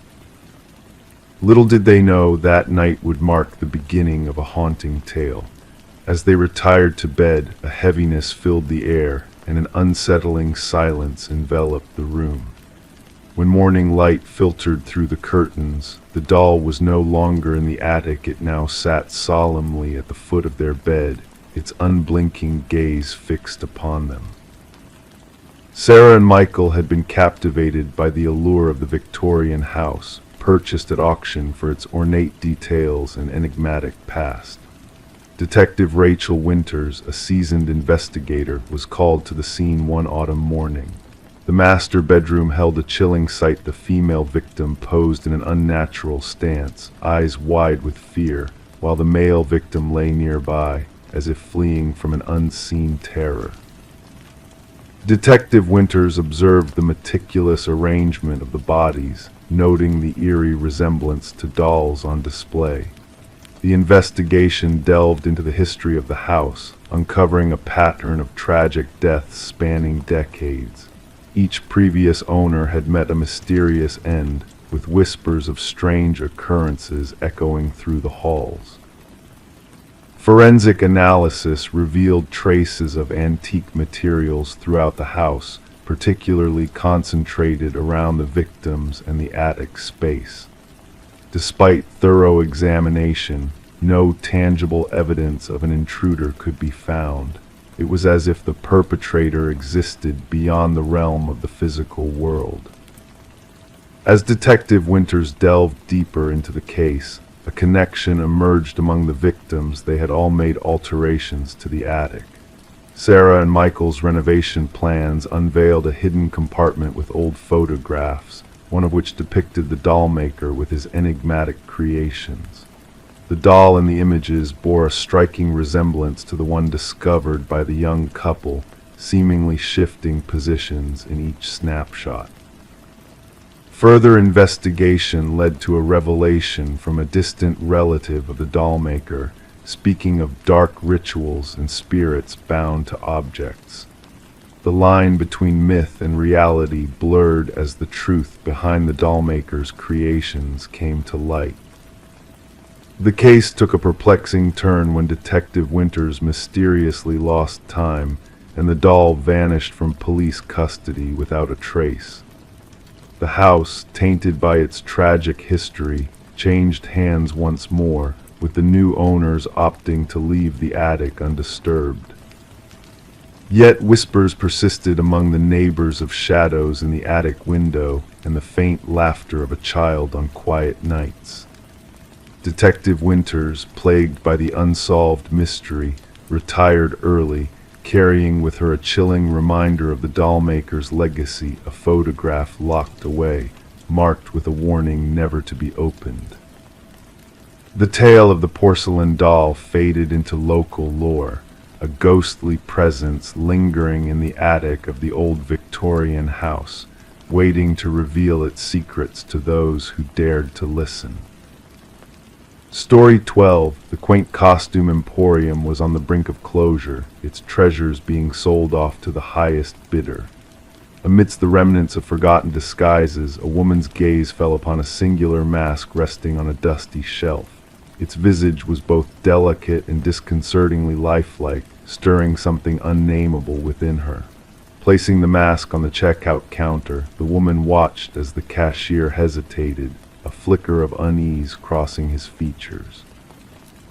"That's not ours," he muttered cryptically, casting a shadow of doubt over the transaction. Perplexed, she searched for a tag, but none could be found. With a nonchalant shrug, she decided to bring the mysterious mask home with her. As the night draped its velvet cloak over the world, a soft sound roused the woman from her slumber. A whisper of fabric shifting, a subtle disturbance in the stillness. Her eyes fluttered open to find the mask no longer resting innocently on her dresser as she had left it. Instead, it sat upon her nightstand, its enigmatic gaze fixed upon her like an unblinking sentinel. The woman, known as Catherine Reed, would never be seen alive again. It was her neighbor who stumbled upon the chilling tableau the next morning, the front door yawning open, a shaft of morning light piercing the darkness of Catherine's home. What should have been a routine return of a borrowed book turned into a discovery that would haunt all who bore witness. Catherine lay lifeless on her bedroom floor, the mask conspicuously absent from the scene. Detective Morgan arrived, a solemn presence amidst the flurry of forensics and whispered speculations. The click of shutters punctuated the hushed voices as they sought to unravel the mystery shrouding Catherine's untimely demise. "No signs of forced entry," observed one officer, diligently recording his findings. The detective's keen eyes swept over the room, absorbing every detail like a painter capturing a fleeting moment. An open drawer, a half-empty water glass, a trace of lipstick on the rim. The scene appeared deceptively ordinary, save for the woman who lay in eternal repose. The medical examiner's examination yielded no immediate answers, save for the frozen mask of terror etched onto Catherine's features. Catherine, an unassuming art appraiser known for her meticulous eye, had unwittingly stumbled into a web of intrigue. Colleagues spoke of her uncanny ability to discern the authentic from the counterfeit, a skill that may have inadvertently marked her for a tragic fate. The detective pondered the possibility that Catherine's keen eye had led her down a perilous path. The investigation took a peculiar turn when security footage from the costume shop revealed a baffling interaction. The cashier's perplexed reaction to the mask hinted at a deeper enigma surrounding its origins. A visit to the now vacant shop unearthed a tale of mysterious acquisitions and ominous occurrences. The shop owner's nervous demeanor betrayed a darker truth lurking beneath the surface. Forensic analysis unearthed a chilling clue: microscopic fibers entwined in Catherine's grasp, a spectral echo of her final moments. The fibers, of an otherworldly nature, defied identification, hinting at a sinister presence intertwined with Catherine's fate. A pattern emerged as records of similar deaths came to light, each victim linked by the acquisition of an enigmatic mask and the specter of unrelenting terror. A retired detective, a custodian of forgotten secrets, shed light on the inexplicable. In a dimly lit room, a yellowed file revealed a haunting truth: ancient symbols hidden within the masks, a macabre connection to a ritual of soul transference. The journal concealed within Catherine's sanctuary unveiled a descent into madness, a descent fueled by the insidious influence of the mask. The revelation of cardiac arrest induced by sheer terror sent shivers down the spines of all involved. The mystery deepened as surveillance footage captured a chilling figure departing Catherine's abode, wearing a mask that mirrored her likeness in an uncanny, mechanical manner. A phantom imitator, a harbinger of doom, slipping into the night unnoticed. The elusive mask resurfaced months later in a distant vintage shop, evading grasp once more. The tendrils of its malevolence stretched across time and space, seeking new vessels for its insidious purpose. The detective, keeper of Catherine's harrowing tale, felt the weight of a truth too bizarre for conventional understanding. As night descended in a shroud of uncertainty, the detective found herself haunted by the specter of the mask's legacy. A chilling reminder of the cycle of death and transference that spanned centuries, a silent sentinel waiting to ensnare its next unwitting host. The mask lingered in the shadows, biding its time until the moment it would be unearthed again, its empty eyes hungry for the souls that dared to look within. Story 13. The calf had been his sanctuary for years. Same spot, same drink, same quiet solitude. The barista recognized his face, yet his identity remained a mystery to all. Then one day he failed to appear. When authorities investigated his usual table, they stumbled upon a forgotten wallet. Inside lay a driver's license with a photo, but devoid of a name or address, just an empty void where his identity should have resided. As they scrutinized the security footage, a baffling truth emerged. He had entered, he had sat down, but he had never departed. Detective Sarah Mercer ran her fingers over the cold metal table as she replayed the surveillance footage once more. The enigmatic figure now dubbed John Doe in the case records seemed ordinary on screen. Average in height, unassuming in appearance, draped in a navy coat and carrying a weathered leather bag. His unremarkable demeanor made his vanishing act all the more chilling. "Play it again," she instructed the tech expert. The recording depicted John entering the cafe during the bustling morning hours. He ordered his usual black coffee, sans sugar, and settled at the secluded corner table, partially obscured by foliage. There he sat, retrieved a notebook from his bag, and began to write. Occasionally he would take a sip of his coffee and gaze out the window. Then came the pivotal moment. He placed his wallet on the table, rose, and headed towards the restroom corridor. However, he never reappeared at his table. He never emerged through any exit. He simply evaporated into thin air. "Inspect the bathroom footage," Mercer directed. "Here's the thing," the specialist responded. "There's no record of him entering any restroom. We've scoured every camera angle. It's as if he dissolved into the ether." Back at the precinct, Mercer spread out the contents of the wallet on her desk. The driver's license photo matched the enigmatic man, yet the personal details were conspicuously absent, replaced by blank spaces. The credit cards lacked names, only sporting 16-digit numbers that led to non-existent accounts when traced. Neatly arranged cash of various denominations, a receipt from the cafe dated 3 days prior, and a solitary business card devoid of text except for a faintly printed phone number in gray ink. When Mercer dialed the number, the call connected, yet silence greeted her on the line. The sound of rustling paper, perhaps the turning of pages, filled the void. After 30 seconds, the call abruptly ended. The barista who had served John for years could offer little insight. He seldom spoke, always courteous, generous with tips. I believe he may have had an accent, but he spoke so softly it was hard to discern. Did he interact with anyone here, engage in conversations? Mercer inquired. Never. Always solitary, always engrossed in writing in that notebook. The notebook lay on the table beside the abandoned wallet. Its pages were filled with what seemed to be coded or encrypted text. Cryptographers from the department struggled to decipher it. Some pages featured sketches, architectural blueprints of structures that bore no resemblance to any known edifices in the vicinity. Mercer dispatched officers to canvass the neighborhood with photographs of John Doe. No one recognized him. No missing persons reports aligned with his description.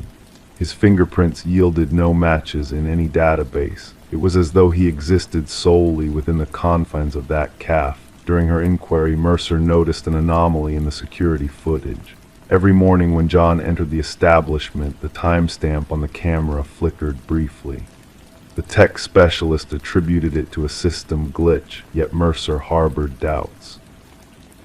She revisited the cafe and seated herself at his table. From this position, she could observe both the entrance and the corridor leading to the restrooms. Suspended between them hung an antique mirror, its ornate frame adorned with symbols akin to those in John's notebook. When the cafe owner arrived, Mercer questioned him about the mirror. "That thing, been here longer than I've been, came with the place, heavy as can be, requires 2 men to shift it. Has it ever been relocated?"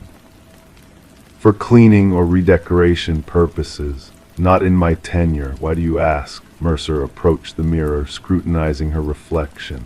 The glass possessed a slight distortion, rendering the reflection deeper than expected.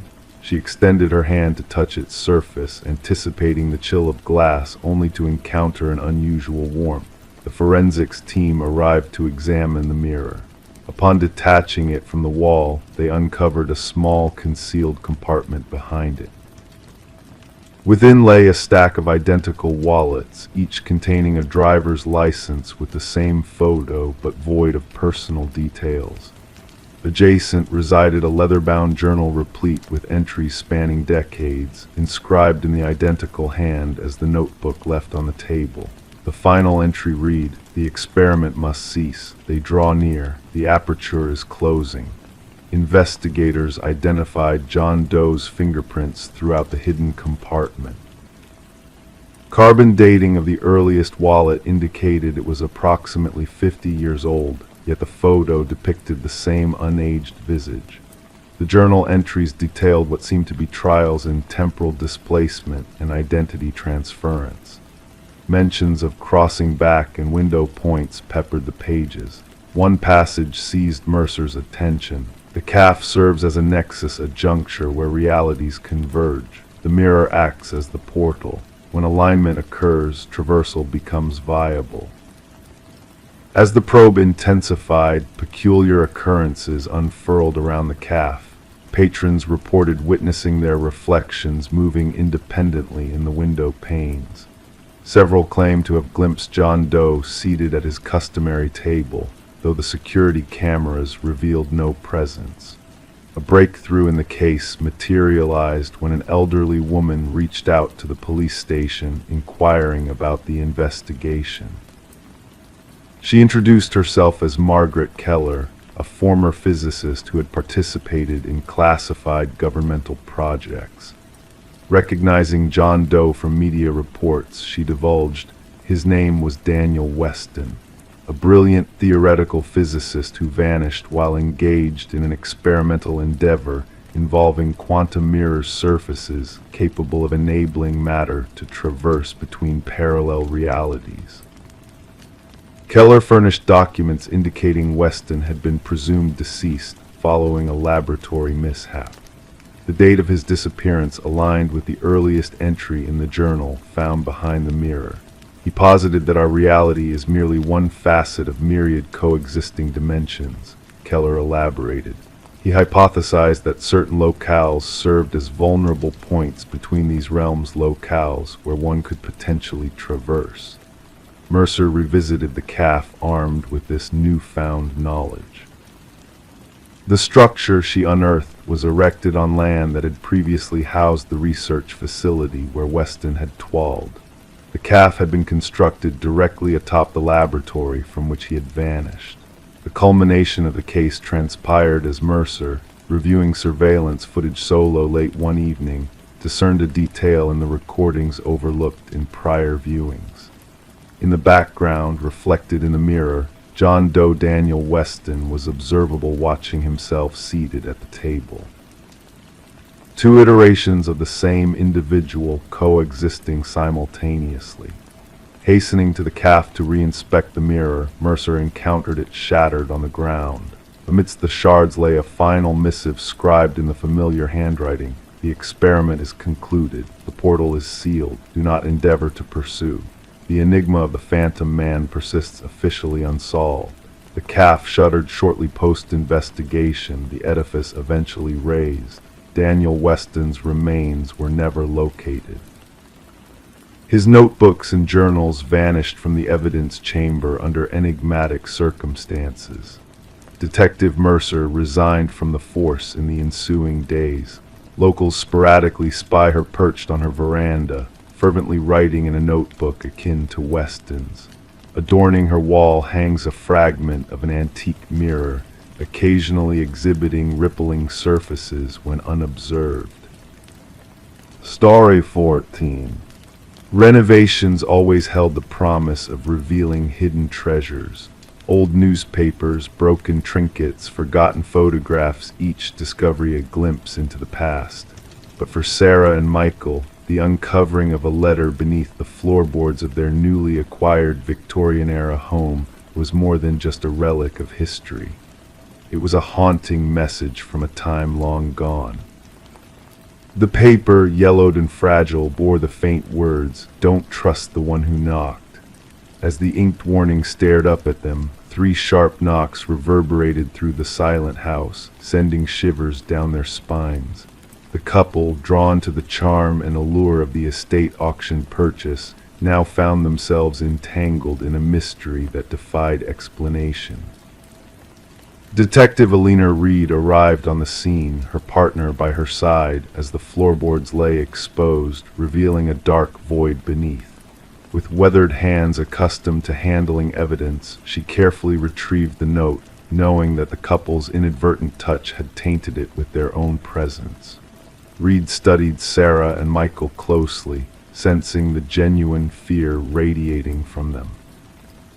Background checks painted a picture of normalcy for the couple newlyweds, stable jobs, clean records. But the house, once belonging to the enigmatic Hargrove family, whispered of hidden secrets and untold stories. Following the death of the last resident, Margaret Hargrove, the house had stood empty for years, its halls holding onto echoes of the past. Forensic analysis dated the cryptic note back 2 decades, revealing hints of distress and urgency in the handwriting.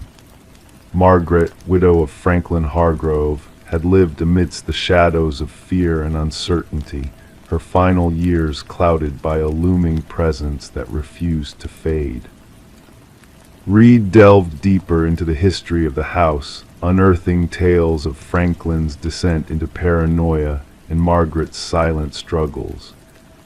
A former student's recollection painted a troubled picture of Franklin, haunted by a faceless watcher and debts that threatened to consume him.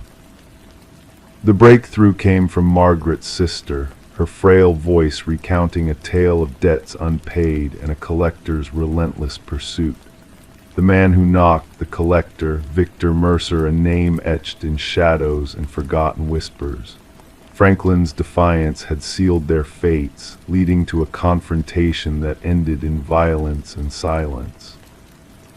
Forensic teams descended upon the house once more, unraveling the secrets hidden beneath the floorboards. A grim discovery awaited them: a skeleton, fractured and forgotten, buried beneath the foundation. Victor Mercer, the collector turned victim, finally found his voice in death, revealing the grim truth of his disappearance. Margaret's diaries, stowed away in the attic, spoke of the haunting legacy she bore, the echoes of 3 knocks echoing in her solitude. Her silence was not out of malice, but out of fear and loyalty to a husband lost to darkness. The case, pieced together through fragments of the past and whispers of the dead, found its resolution. Justice, though delayed, was served as the remains of Victor Mercer found their way back to the light. Sarah and Michael, unable to bear the weight of the house's history, chose to part ways with the estate, leaving it to the ghosts of the past. The renovations halted, the halls fell into silence, a testament to the mysteries that lingered within its walls. Rumors whispered of nights when 3 distinct knocks punctuated the stillness, a reminder of the secrets buried deep within the house's foundations. Detective Reed closed the case, her final report acknowledging the unsolved questions that lingered, the shadows that refused to dissipate. The note, now stored away as evidence, bore a chilling message that reverberated through time. Don't trust the one who knocked. Margaret's cryptic warning, a legacy of fear and uncertainty, remained etched in the walls of the vacant house, a silent witness to a past that refused to be forgotten. Story 15. The apartment lay dormant for months, its emptiness cloaked in silence. When the new tenants crossed its threshold, they anticipated nothing more than layers of dust and perhaps a scattering of forgotten furniture. However, one door resisted all attempts to yield, stubbornly locked from within. With a sense of foreboding, the landlord finally coerced it open, expecting to reveal a mere collection of old coats or discarded trinkets. What they discovered within, though, chilled them to the core. The walls bore witness to a haunting tale, etched with deep, jagged scratches that spoke of desperation and confinement. Nestled in the corner, an antiquated flip phone lay dormant, its battery long drained save for a solitary, unread message glowing eerily on the screen. Detective Morgan Shaw, a seasoned investigator accustomed to the macabre, felt a shiver race down her spine at the sight before her. It wasn't the absence of blood or overt violence that unnerved her, but rather the silent screams that echoed from those savage marks a poignant testament to someone's harrowing struggle for freedom. "We need forensics on site immediately," she instructed her partner, Officer Reed, who was already documenting the haunting evidence. "And gather all information on the previous tenants." The message on the phone, stark in its simplicity, whispered ominous words. "I know what you did." The landlord, a jittery figure with perpetually clammy hands, stuttered out a tale of the previous tenant's abrupt departure, leaving behind unpaid rent. She was a quiet one, kept to herself. "Left without a word about 6 months back," he muttered, his gaze skirting the closet. "Never caused any trouble." Forensic analysis uncovered a chilling revelation: traces of multiple blood samples embedded within the scratches on the walls. Most belonged to a single individual, presumably the missing tenant, Emma Caldwell, a 28-year-old who had vanished without a trace, reported absent by her workplace. Yet among the genetic evidence, 2 samples stood out. One remained a mystery to the database, while the other matched that of a man supposedly deceased for the past 2 years. "This doesn't make sense," Shaw murmured, her gaze fixed on the perplexing findings. Derek Mercer, a convicted assailant believed to have perished in a tragic car accident, now left his mark fresh upon the walls of Emma's abode. The apartment itself whispered a tale of interrupted existence, accumulated mail, an abandoned coffee mug in the sink, a neatly arranged bed.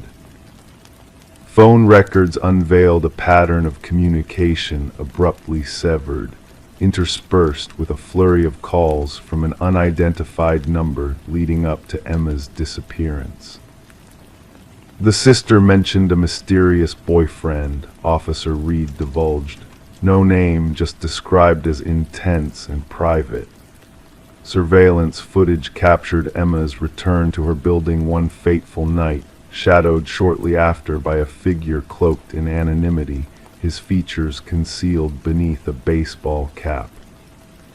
A breakthrough emerged as forensic analysts uncovered partial fingerprints on the interior doorknob of the closet, traces belonging to Derek Mercer. He staged his death, Shaw surmised, but why and what ties him to Emma? The enigma deepened as the unidentified DNA sample unveiled links to another missing person, Lynette Porter, who had vanished 3 years prior. Her trail had long since grown cold, but witnesses recalled a woman matching her description frequenting Emma's residence. Shaw pieced together the puzzle through meticulous scrutiny of traffic footage, leading them to a secluded property owned by the Mercer family. Behind imposing cellar doors, they unearthed Lynette Porter alive yet grievously malnourished, imprisoned in conditions mirroring Emma's confinement. "He forced me to witness," she murmured, her gaze vacant, "said I needed to learn the consequences of defiance." The evidence mounted steadily, journals chronicling Mercer's fixation on dominance, photographs of women resembling Emma and Lynette, and most damning of all, videotapes capturing Mercer's coercion of Emma into the closet. "She thought she could expose me," his voice echoed in the recording. "Our secrets remained buried." The manhunt for Derek Mercer spanned jurisdictions, a relentless pursuit fueled by the chilling profile crafted by forensic psychologists. Mercer didn't crave mere death. He sought to cultivate suffering, relishing in the slow erosion of hope within confined spaces. Upon his apprehension at a bus terminal, Mercer bore a new identity and a ticket to an undisclosed coastal destination. Among his belongings, duct tape, a hunting knife, and a newspaper clipping chronicling Emma's vanishing act. During interrogation, Mercer exuded an unsettling calmness, asserting she sent that message herself. She desired discovery, yet salvation eluded her. The trial bared the intricate web of deceit Mercer had spun to fake his demise, assuming the identity of a vagrant whose dental records aligned with his own. For 2 years, he roamed incognito, preying upon women who mirrored his initial victim. Emma's remains eluded discovery, but forensic clues hinted at her tragic demise within the confines of that unyielding closet, her final act a desperate plea for justice. After a mere 4 hours of deliberation, the jury delivered a resounding guilty verdict on all charges. As the judge pronounced a sentence of life imprisonment without the possibility of parole, a faint smile played upon Mercer's lips, a silent acknowledgement of some inscrutable rationale known solely to him. At the sentencing, Lynette Porter addressed the courtroom with steely resolve. He ensnared us in constricted spaces because that's where his essence resides, shrouded in darkness. While he withers in his cell, I shall bask in the sunlight. The case catalyzed a paradigm shift in missing persons investigations, emphasizing scrutiny of relational dynamics and thorough scouring of rental properties. Detective Shaw preserved the closet door from Emma's dwelling, mounting it in her office as a poignant memento, a reminder that true horror often lurks not in crimson stains, but in the anguished imprints of one battling for survival. Story 16, Whispers of the Past. She had an urge to refresh the nursery's look before the little one's arrival. The faded blue walls held secrets within their layers, stories untold yet lingering. With each stroke of white paint, a hidden message emerged, faint at first, then boldly etched, "Don't let it hear you." Her heart skipped a beat as she took a step back, noticing something unsettling: the tiny handprints imprinted in the fresh paint, too high for a child to reach. This discovery at the Morgan residence nursery marked the start of what would be known as the Whispering House case. The young couple had bought the Victorian home at an unbelievably low price, unaware of its dark past. Detective Sarah Klein arrived at the door, greeted by a pregnant woman in paint-splattered overalls, exhaustion evident in her eyes. Trembling, she recounted the eerie findings, the hidden message, and the mysterious handprints.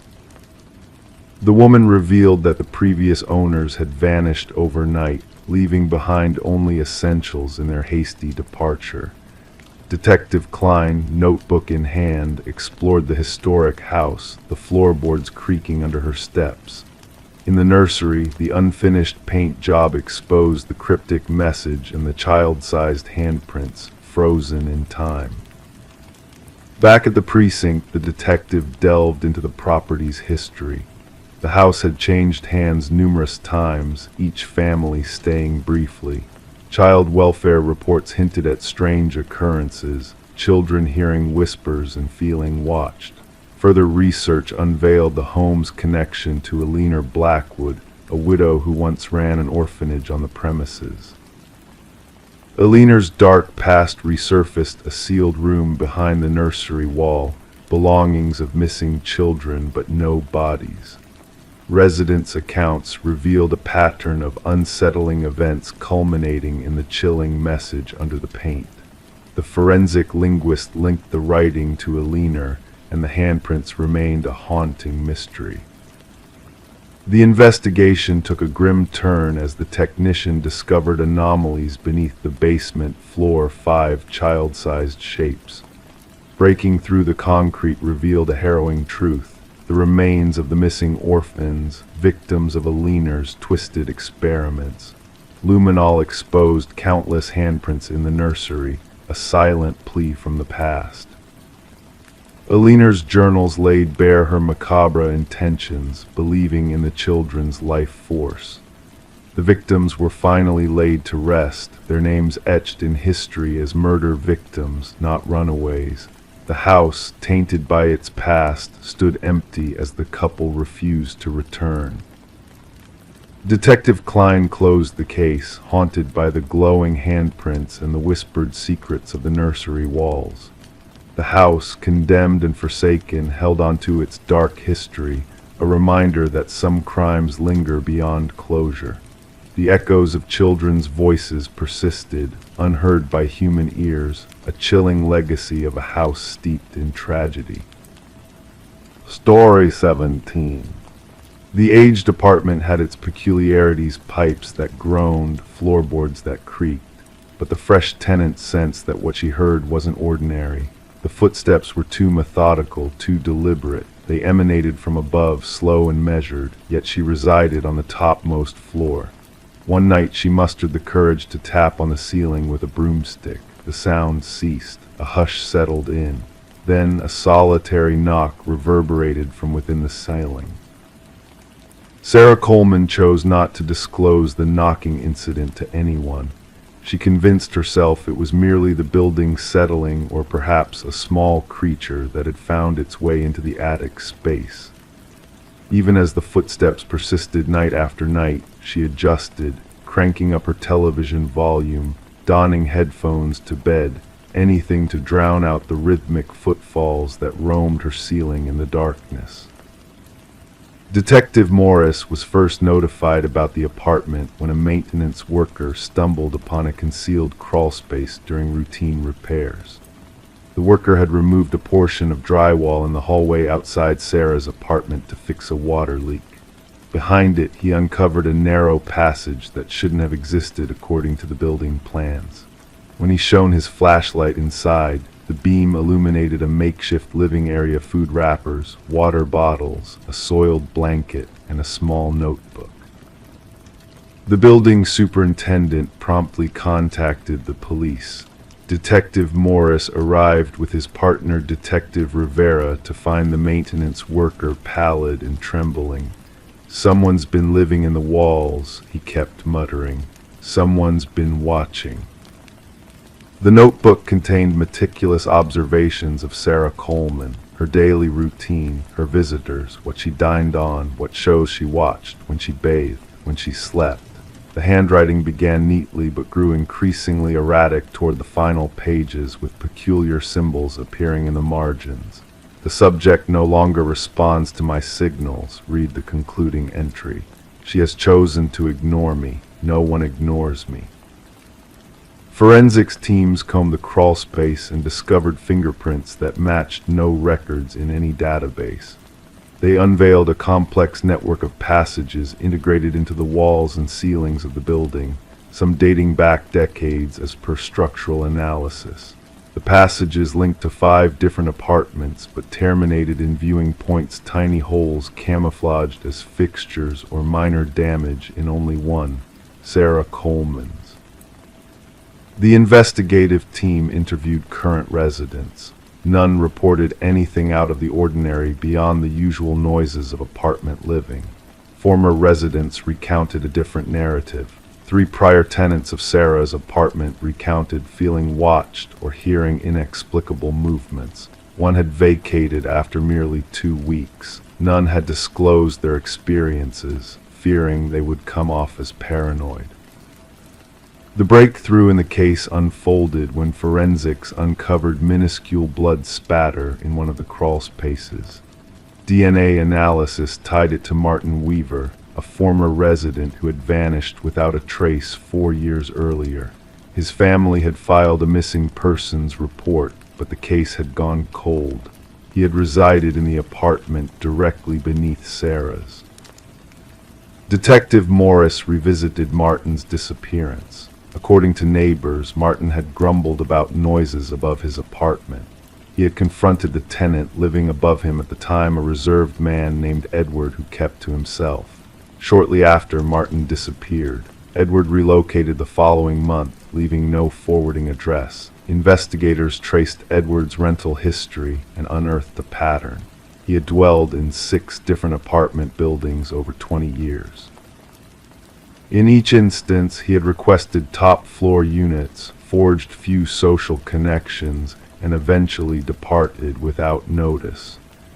A neighbor from his third abode remembered him as intense and recollected his frequent complaints about needing silence.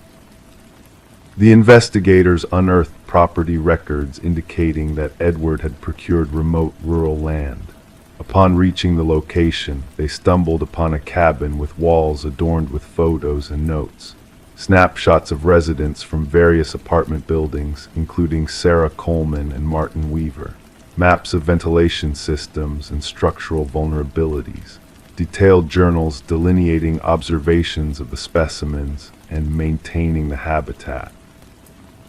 In the heart of the cabin stood a corkboard with newspaper clippings, missing persons reports, 6 of them, all former apartment residents from buildings where Edward had resided. Deep gouges marred the wooden floor beneath the board, as if something hefty had been dragged repeatedly.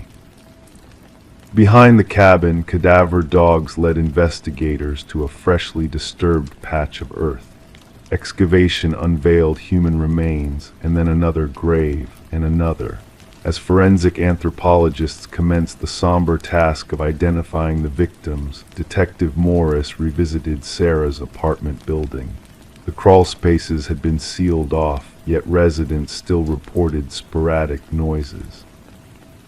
Maintenance workers installing new security systems chanced upon something tucked into a corner where the ceiling met the wall in the hallway, a small notebook, newer than the initial one discovered. The first page bore only one line: "They found my old nest, but not my new one." The writing mirrored the previous notebook. The final page held a rudimentary sketch of Sarah's apartment layout with a new passage delineated in red, and a date for that night. Officers hastened to evacuate Sarah, but found her apartment deserted. Her phone rested on the kitchen counter. Her television remained on. Her shower was running. In the bathroom, steam fogged the mirror. As it dissipated, a message materialized, inscribed by a finger on the glass: "Look up." The ceiling panel above the shower had been removed. The manhunt for Edward persists. Investigators have identified him as Edward Mercer, former construction worker specializing in renovations. His understanding of building structures had enabled him to fashion his covert network of observation points and passages. Thermal imaging scans of Sarah's building disclosed no signs of current habitation within the walls. Sarah Coleman remains missing. Her case has been linked to similar vanishings across multiple states. Authorities have issued alerts to apartment building managers regarding unauthorized alterations and concealed spaces. The image that preys on Detective Morris most is not the graves or the journals or even the images of unsuspecting residents. It's the contemplation of Sarah, night after night, hearing those footsteps above her in an apartment with no upstairs neighbor. The footsteps that ceased when she knocked, and then replied with a knock. Sometimes at night, alone in his own abode, Detective Morris finds himself gazing up at his ceiling, listening, waiting, and pondering who else might be listening too. Story 18. In the quiet of the night, a gentle flicker danced upon the baby monitor's screen, a fleeting anomaly that caught the mother's attention. At first, she brushed it off as mere interference, a glitch in the technology that often plagued modern devices. But then the tranquility shattered as the audio crackled, and a voice, soft as a whispering breeze, floated through the speakers. "SHHH, go back to sleep." A chill crept down her spine, her heartbeat quickening with a sense of unease that gripped her soul. With trembling hands and a racing heart, she dashed to her son's room, each step echoing in the silent house like a drumbeat of dread. The mother flung open the door, her eyes wide with fear, only to find the crib empty, the covers undisturbed. Panic clawed at her chest as she scanned the room, searching desperately for any sign of her precious child. The window remained shut, the door securely locked, yet the nursery held an eerie stillness, broken only by the sight of a lone stuffed rabbit lying abandoned on the floor, its dark eyes fixed upon her in silent accusation. In a frenzy of terror, she screamed until her voice was raw, the sound piercing the night and summoning help from the concerned neighbors. Emergency services rushed to her aid, finding her huddled on the floor, clutching the stuffed rabbit to her chest, her eyes haunted by a mother's worst nightmare. Samuel, her 4-month-old son, had vanished without a trace, leaving behind a void of anguish and questions that echoed through the community. As the investigation unfolded, a veil of mystery descended upon the perplexed authorities. No evidence of forced entry marred the pristine home, the security system standing vigilant throughout the night. The baby monitor footage, once innocuous, now held a sinister secret, a voice from the shadows, a presence unseen yet undeniably present. Suspicion turned its gaze upon the mother, Rebecca, her grief-stricken eyes betraying a turbulent inner turmoil. Her husband, Daniel, absent on business, cast a shadow of doubt upon their strained marriage, a rift deepened by the challenges of parenthood and postpartum struggles that lingered in the shadows of their shared history. Amidst the whispers of a community in turmoil, a glimmer of hope emerged, a clue, subtle yet significant, discovered by the meticulous forensic team. Microscopic fibers, foreign to the household, clung to the nursery windowsill, a silent witness to an intruder's silent entry. A rare climbing rope, its fibers a testament to a skilled trespasser's daring, hinted at a clandestine approach from outside the secure walls of the home. The focus shifted, revealing a new suspect in the form of Daniel, returning from his business trip with a shadow of guilt etched upon his features. Unusual calluses, remnants of a newfound hobby in rock climbing, raised eyebrows among the investigators, painting a portrait of a man with hidden depths and hidden motives. Financial records whispered of secrets buried deep, a life insurance policy taken out on young Samuel, a web of deceit spun with threads of betrayal and greed. Phone calls to an unknown number, a second family unknown to Rebecca, painted a portrait of a man leading a double life, a man with more to lose than he dared to admit. And then the truth unfurled like a dark flower in bloom, its petals stained with lies and deception. The baby monitor, a silent witness to a mother's anguish, held within its digital heart the key to unlocking a sinister plot. Hacked, manipulated, its signal twisted to deceive, it led the investigators to a basement, a hidden chamber of secrets where a woman named Elaine cradled young Samuel in her arms. Elaine, a ghost from Daniel's past, a specter of loss and longing, emerged from the shadows with vacant eyes and a heart heavy with sorrow. Her connection to Daniel, a twisted tale of obsession and betrayal, painted a portrait of a woman driven to desperate measures by a love lost and a child stolen. Daniel's denial crumbled beneath the weight of evidence, his carefully constructed facade shattered by encrypted messages and damning clues.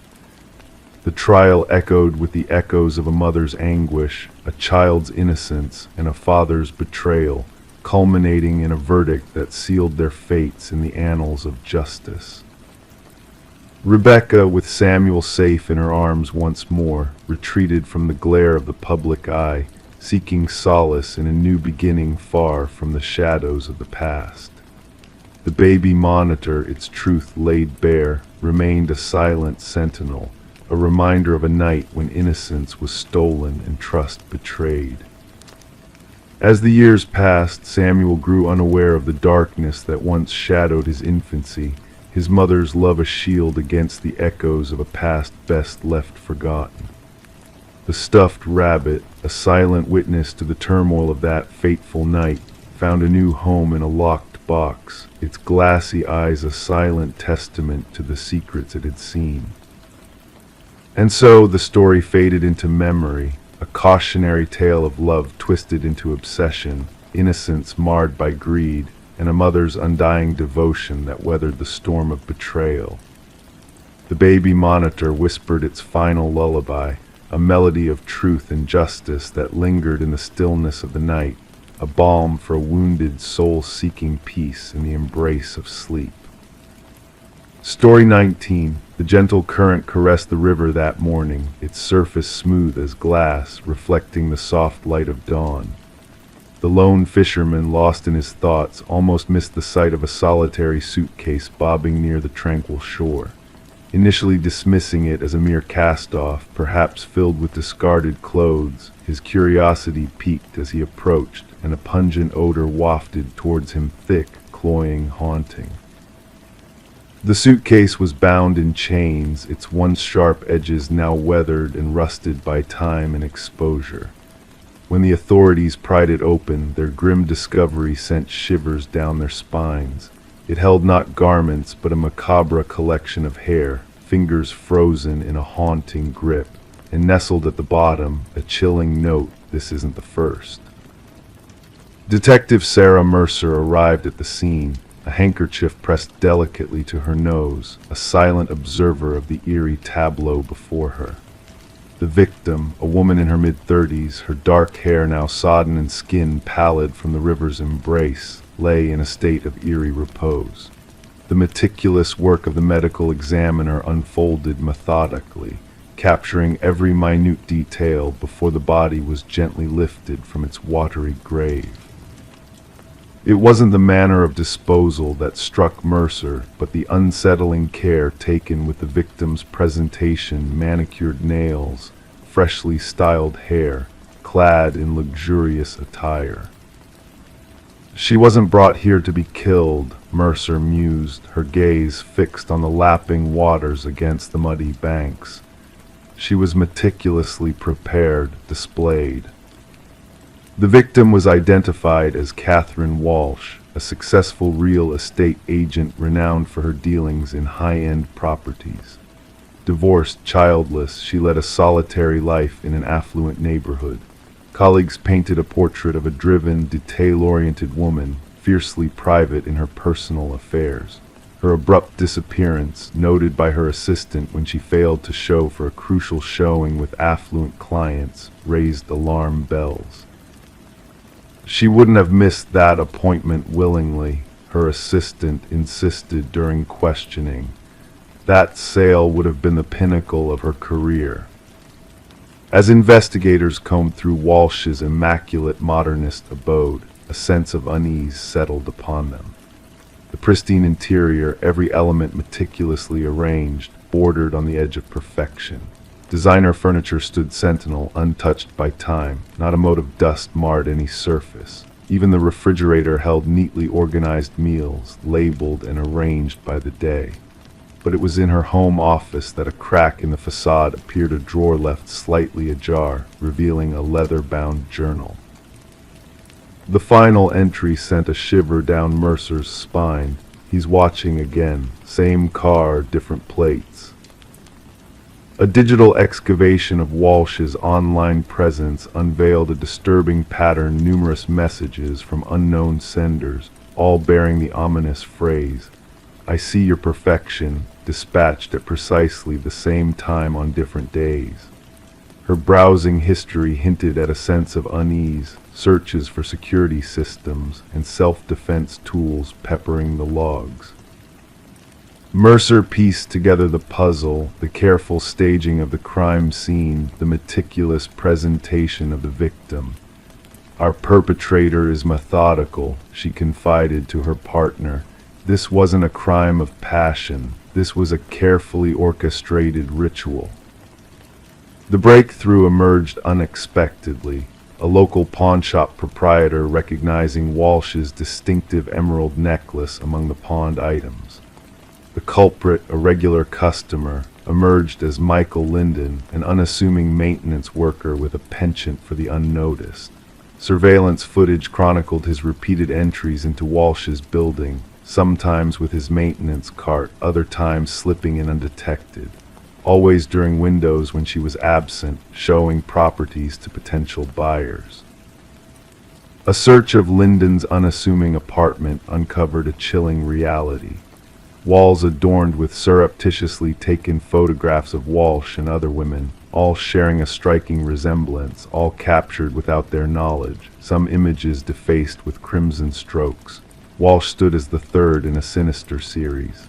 A hidden compartment revealed a shrine, belongings of the victims meticulously arrayed, a lock of hair, stained tissues, keys, receipts. Each item accompanied by a journal chronicling their daily habits, likes, and dislikes. The interrogation room turned frigid as Lyndon was brought in for questioning. His demeanor remained eerily composed, his appearance pristine, belying the horror of his deeds. Confronted with irrefutable evidence, his voice devoid of emotion, he uttered his chilling justification. They were flawed, he confessed impassively. They projected perfection, but I saw through their facade. Catherine's desk drawer was always in disarray. She missed a spot when applying her lipstick. Her perfection was a facade. The search for the mentioned first two victims in his cryptic note led investigators to desolate locales where two more suitcases came to light. Each contained women mirroring Walsh's appearance, fellow real estate agents who marketed themselves with a veneer of exacting precision. During the trial, Lyndon maintained a stoic facade, his expression an enigma as the prosecution narrated his meticulous modus operandi. Months of stalking, studying, infiltrating their lives, culminating in a perverse act of correction to what he perceived as their imperfections, washing, grooming, adorning them in finery before extinguishing their lives. The families of the victims bore silent witness as the judge pronounced a sentence of life imprisonment without the possibility of parole. For Detective Mercer, the case found closure in the eyes of the law, yet a lingering enigma remained. What inner flaw drove Lyndon to fixate on these particular women? What shadow of imperfection within himself did he seek to expunge through these grotesque acts? The river meandered downstream, its waters cleansing all traces of the past. Yet on Mercer's desk in the precinct lay copies of those chilling journals, a sobering reminder that beneath the veneer of normalcy, darkness often lurks. The most insidious predators may dwell in plain sight, biding their time, attuned to the slightest crack in the facade, waiting for a solitary flaw to expose itself to the world. Story 20. As she placed her foot on the wooden plank, a subtle shift caught her attention, urging her to investigate further. With gentle fingers, she traced the edges of the loose board, sensing a hidden secret beneath the seemingly solid floor. Carefully, she lifted the boards, unveiling a dark, narrow space that lay concealed beneath her new home. In the dim light, she spotted a mattress, a solitary chair, and a worn notebook tucked in the corner. Her name, written repeatedly on the yellowed pages, stared back at her like a haunting echo. Detective Morgan Reed observed silently as Sarah Coleman peered into the shadows beneath the house, a mix of fear and unease flickering in her eyes. Beyond the mere discovery of a hidden room, Sarah felt a profound violation of her safety, a sinister presence encroaching on the sanctuary she had hoped to find in her fresh beginning.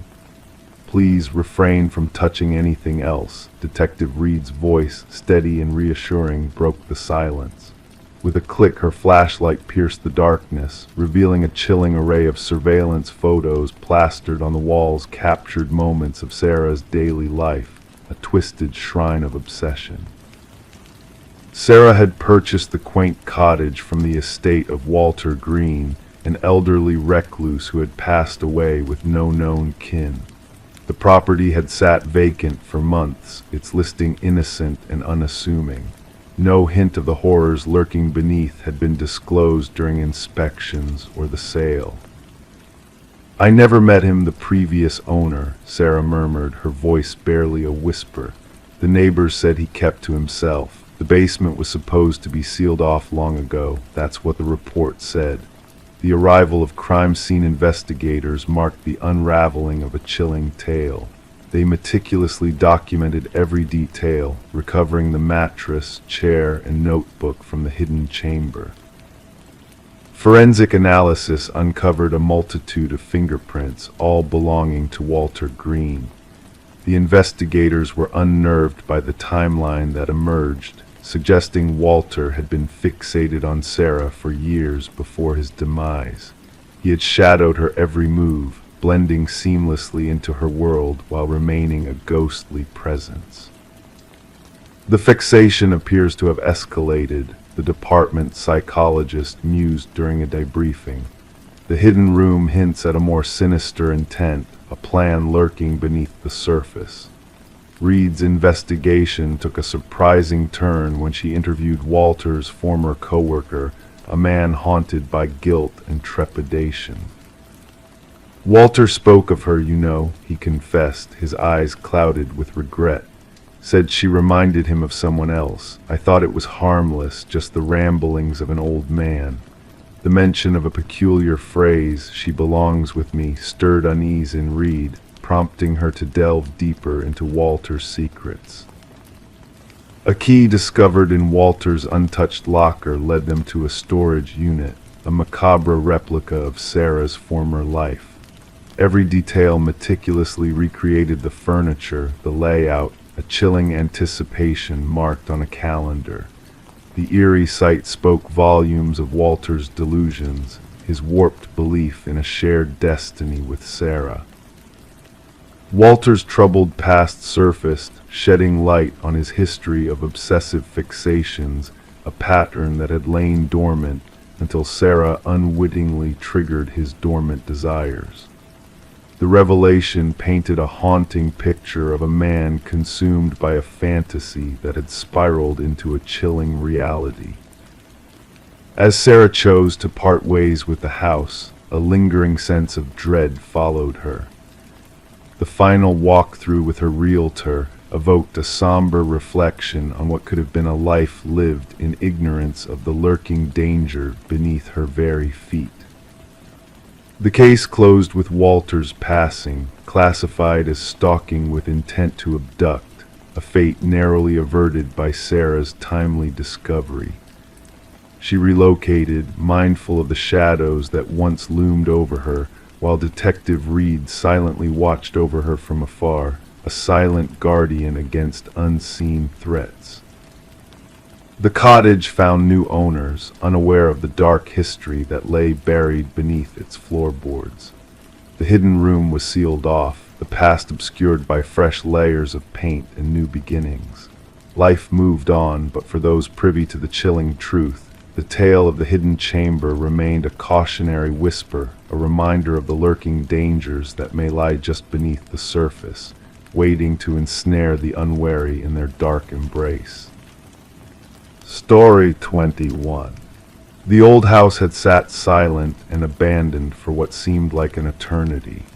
Whispers from the neighbors hinted that it had been vacant since the mysterious disappearance of a young woman named Elise. But when the new occupants stepped across the threshold, they encountered a peculiar sight: the bedroom door stubbornly sealed shut from within. With determined effort, they forced the door open, revealing a room cloaked in the musty embrace of neglect. The air hung heavy with the weight of years gone by, carrying the scent of dust that clung to every surface. Yet amidst the stillness, an unsettling feeling loomed: a sense of something amiss, something waiting to be uncovered. The scene before them was uncanny. The bed neatly made, the mirror polished to a gleam, as if frozen in time. And there, upon the desk, a lone candle stood as a silent sentinel, its wax a ghostly memory of flames long extinguished, leaving behind only hardened tears of wax.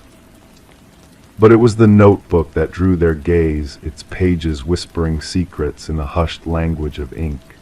Detective Morgan, a shadow in the dim room, sifted through the entries while forensic experts combed for hidden truths. The script belonged to Elise Winters, a young woman of 26 who had vanished without a trace, leaving behind a trail of unanswered questions. Elise's meticulous handwriting danced across the pages, each stroke a testament to her precision until the final entry etched with a fervor that spoke of fear. "I know he's watching me tonight," the words confessed. "The shadows of his presence linger unseen but felt. If fate should twist its cruel hand, know it was not by chance." As the detective closed the book, sealing Elise's voice within its pages, a faint scent lingered in the air, a subtle hint of chemicals mingling with the dust. The landlord, a spectral figure in the doorway, murmured of locked doors that should have been open, of secrets that should have remained buried. Elise, once a diligent paralegal at a prestigious firm, had stumbled upon a web of deceit woven within the corridors of power. Whispers of altered numbers, forged documents, and a truth too dangerous to be spoken aloud echoed through the investigation, painting a portrait of a woman on the brink of revelation. The room yielded few clues, its silence a shroud over the mystery that lingered like a ghostly presence. No signs of struggle, no trace of violence, only a room frozen in time, waiting for its secrets to be unfurled. But hidden beneath the surface, concealed in shadows, lay a key that unlocked a labyrinth of deception. A flash drive, a safe deposit box, a trove of incriminating evidence that whispered of crimes buried in darkness, waiting to be brought to light. The recording spoke of betrayal, of voices entwined in a dance of deceit. Elise's voice, a beacon of truth in a sea of lies, clashed with the cold calculations of a man named Harriman, a puppet master pulling strings in the shadows. As the pieces of the puzzle fell into place, a chilling truth emerged, a truth stained with blood and whispered confessions.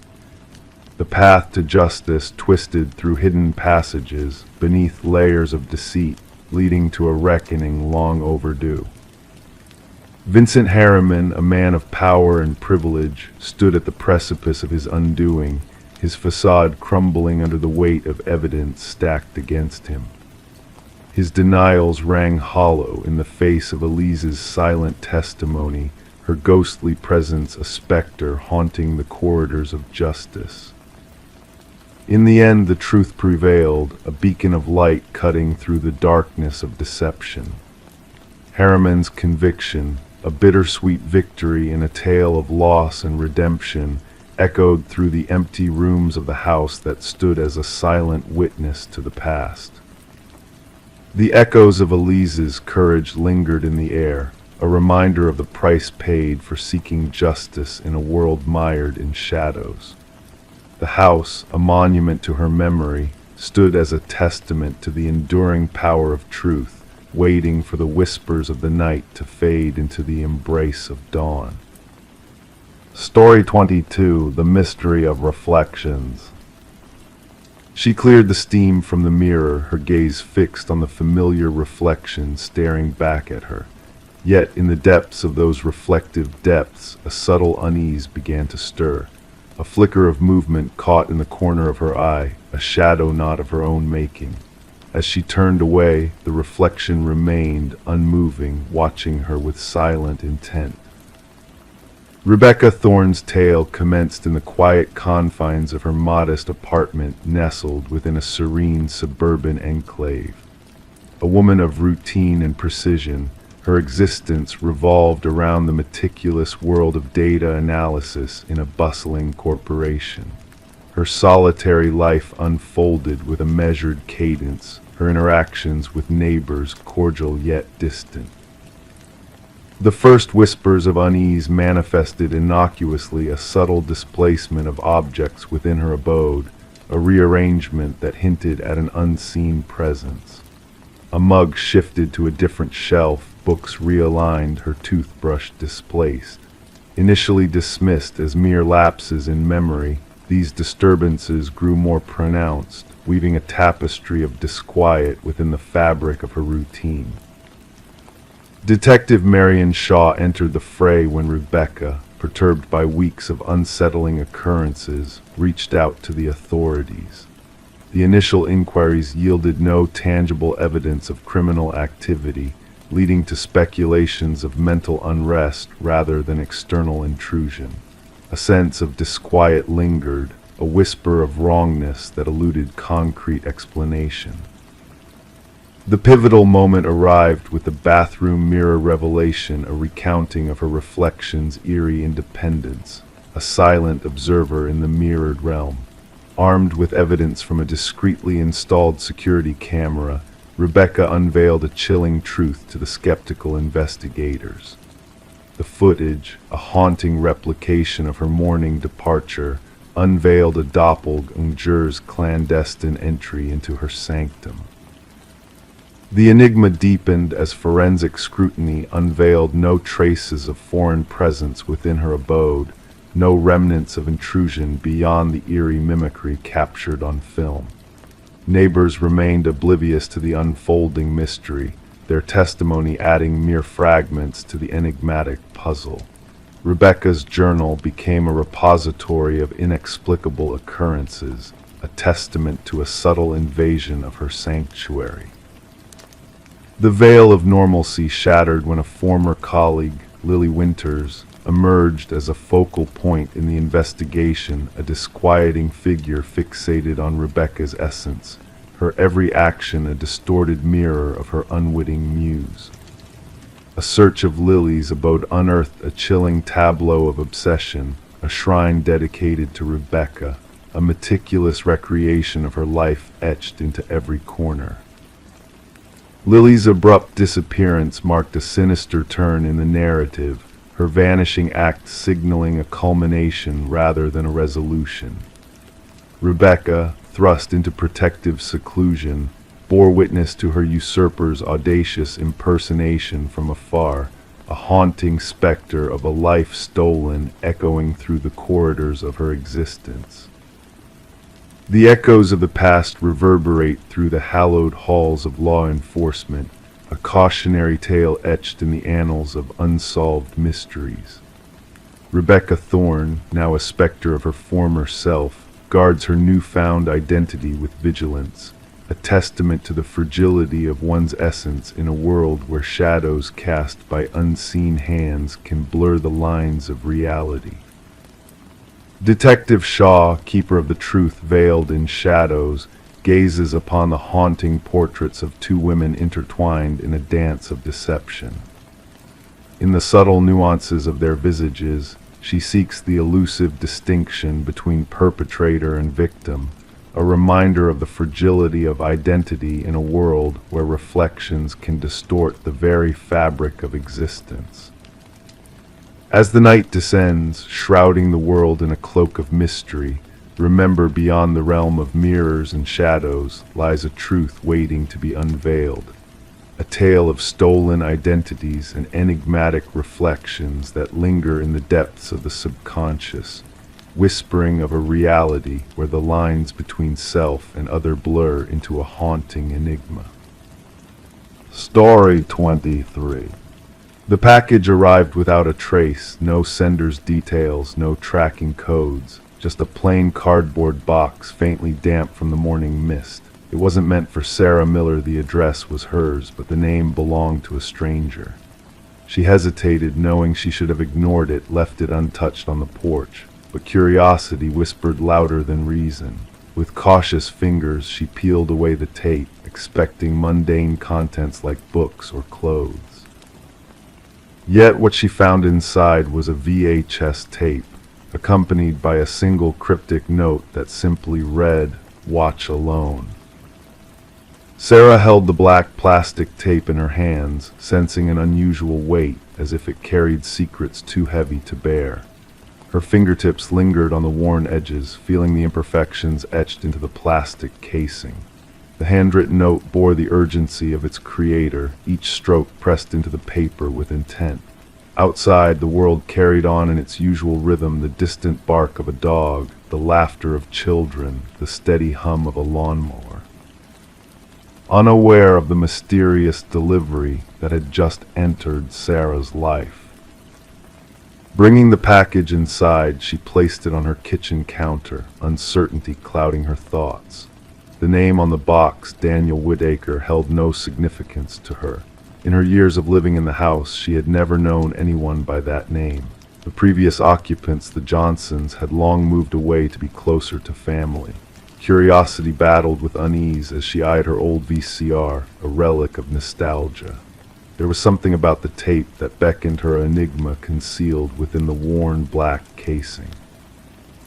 Against her instincts, Sarah slid the tape into the VCR. Static flickered on the screen at first, gradually sharpening into focus.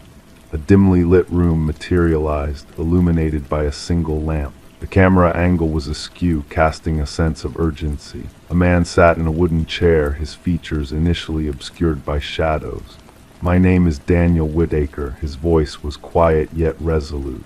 "If you're watching this, someone has found you, and they will come for me as well." Leaning closer, his worn face came into view, eyes tired, stubble unkempt, hair disheveled. "I am innocent. I need you to believe that. They have framed me with evidence I never left behind." As the camera trembled, revealing the stark room around him, the truth began to unravel. "They planted everything," Daniel continued, desperation creeping into his voice.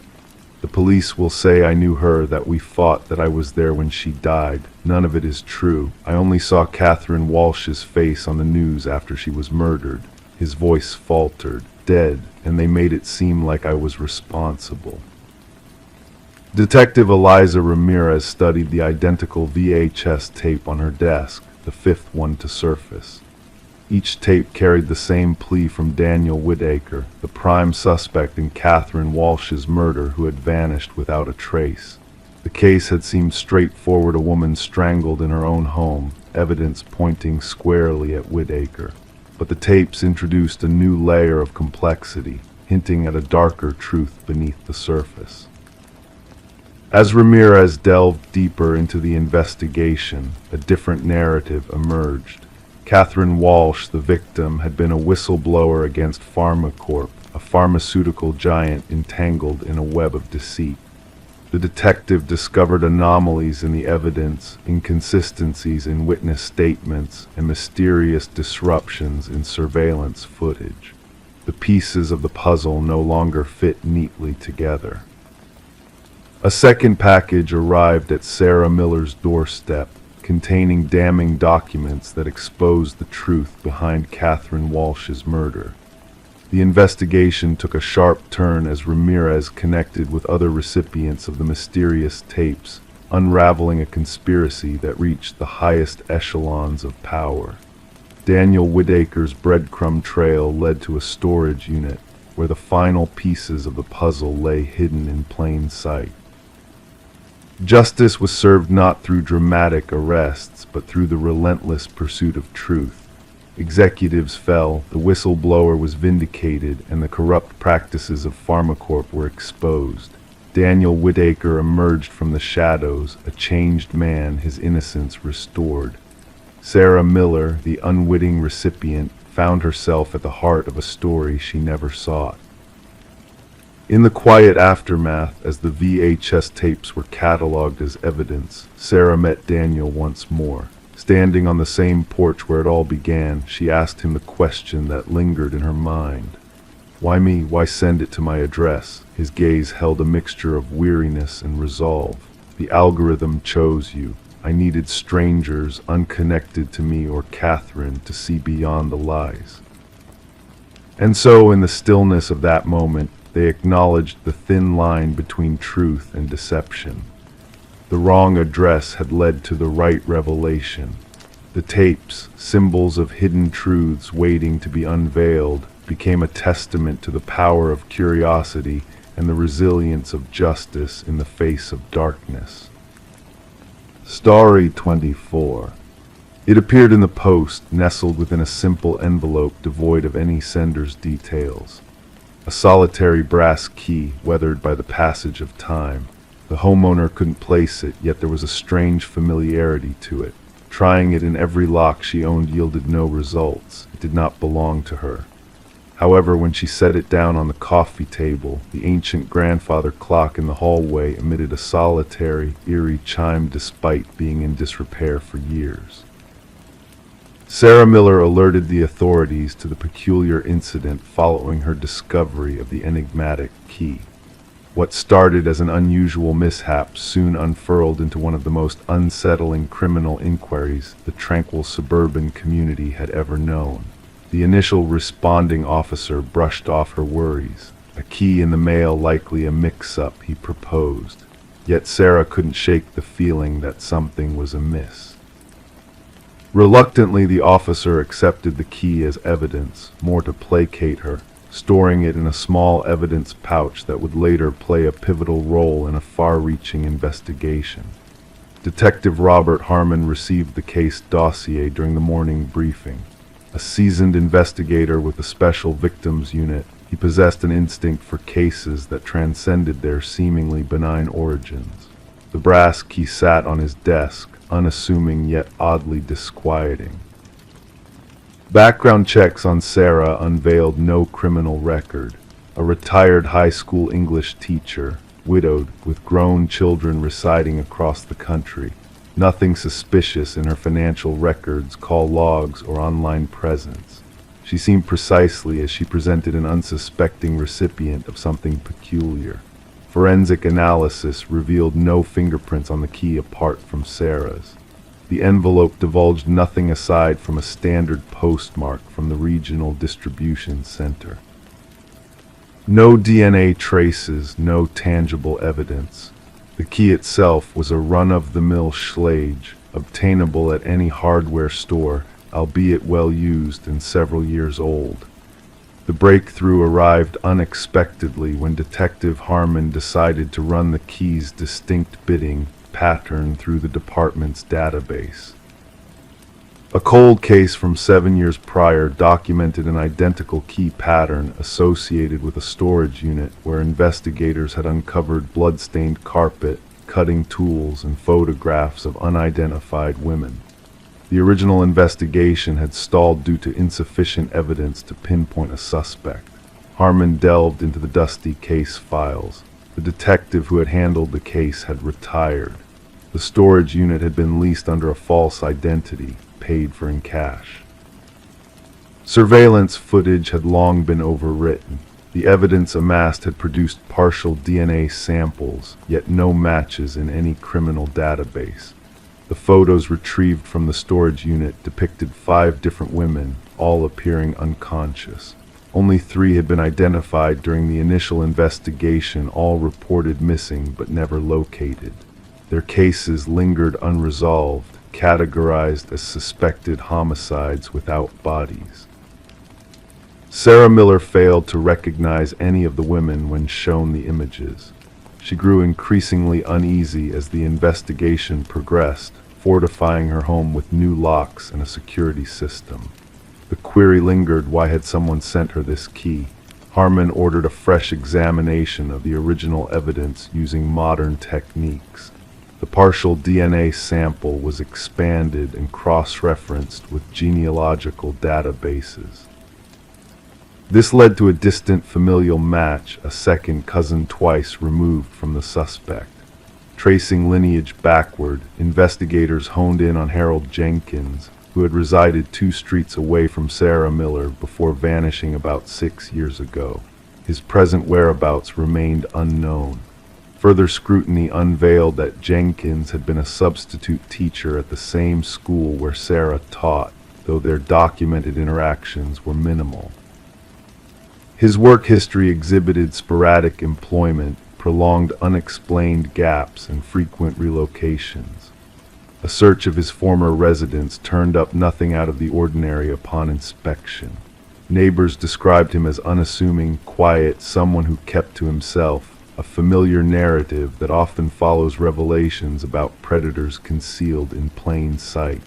The crucial question lingered: why dispatch the key now? Why to Sarah Miller?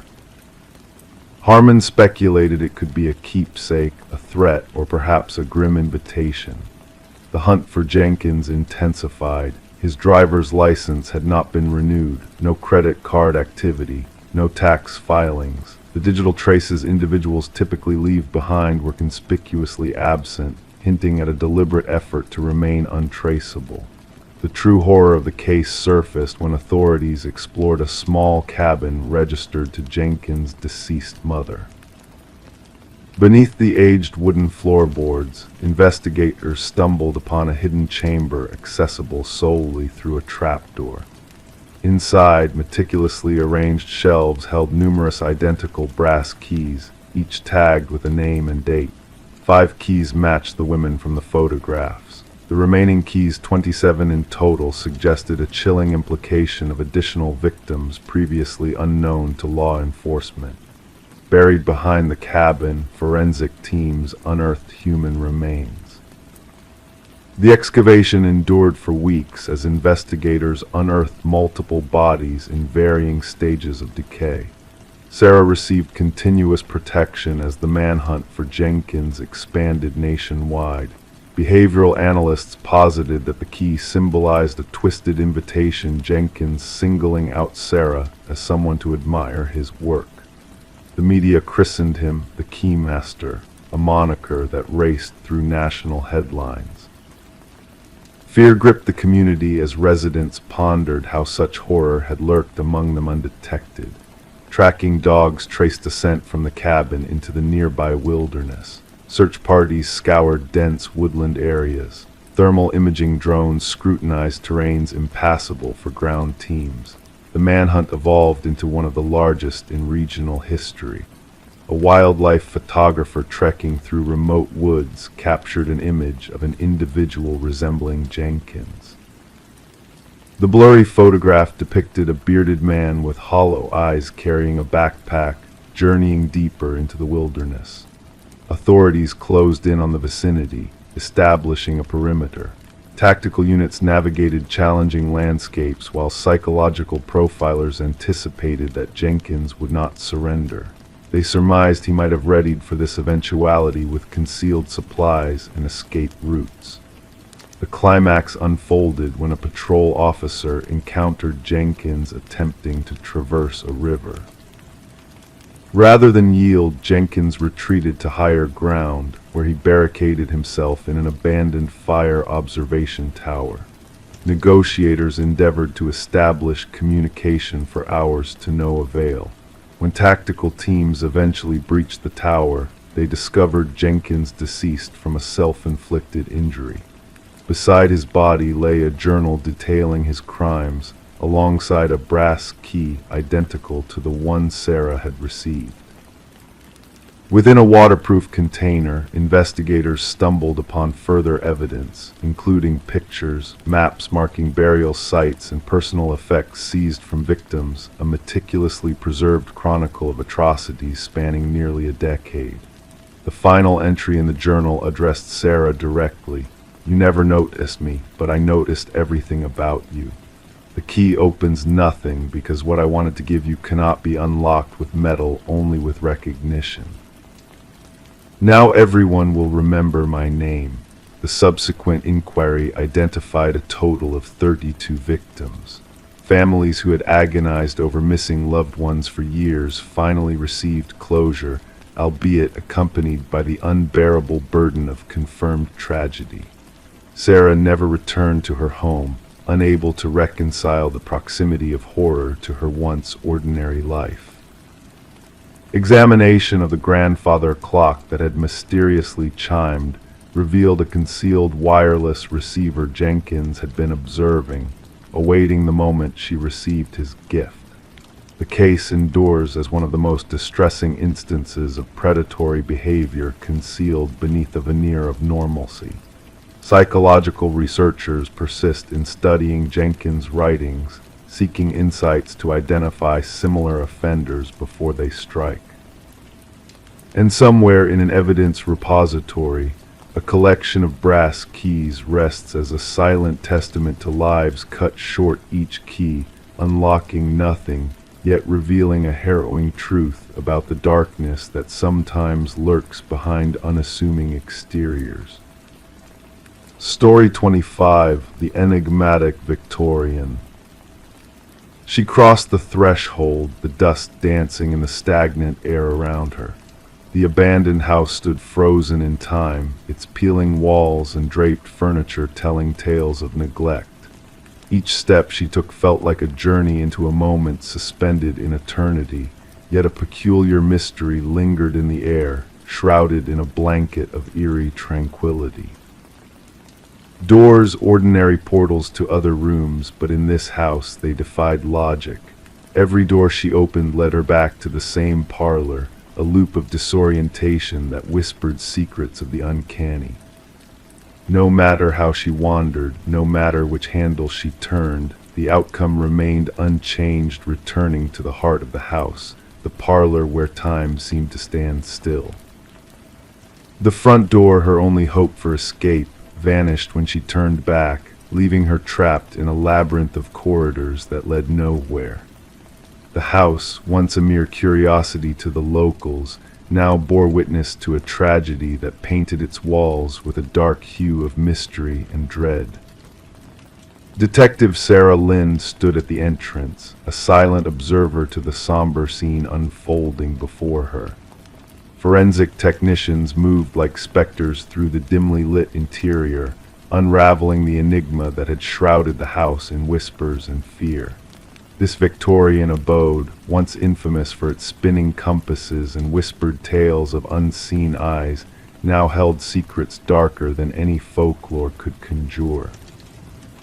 The initial examination suggests approximately 3 days since her passing. The medical examiner's hushed voice broke the silence, revealing the grim truth of the asphyxiation that had claimed Morgan Pierce's life. Found seated in an antique chair in the parlor, Morgan appeared serene, as if awaiting a guest that never arrived. No struggle, no signs of resistance, just a haunting stillness that sent shivers down the spines of seasoned investigators. Lynn's inquiry delved into the discovery of Morgan's body, a macabre twist that transformed the forgotten Victorian into a focal point of intrigue and dread. A young graduate student devoted to unraveling architectural anomalies, Morgan's fascination with the house was no secret. Her research, meticulous and unyielding, drew her into a world where reality blurred with the whispers of the past. Her disappearance, noted by a concerned roommate, unraveled a tale of obsession that led her back to the house time and again. Journal entries spoke of peculiar phenomena, acoustic distortions, shifting doorways, and chilling drafts that defied explanation.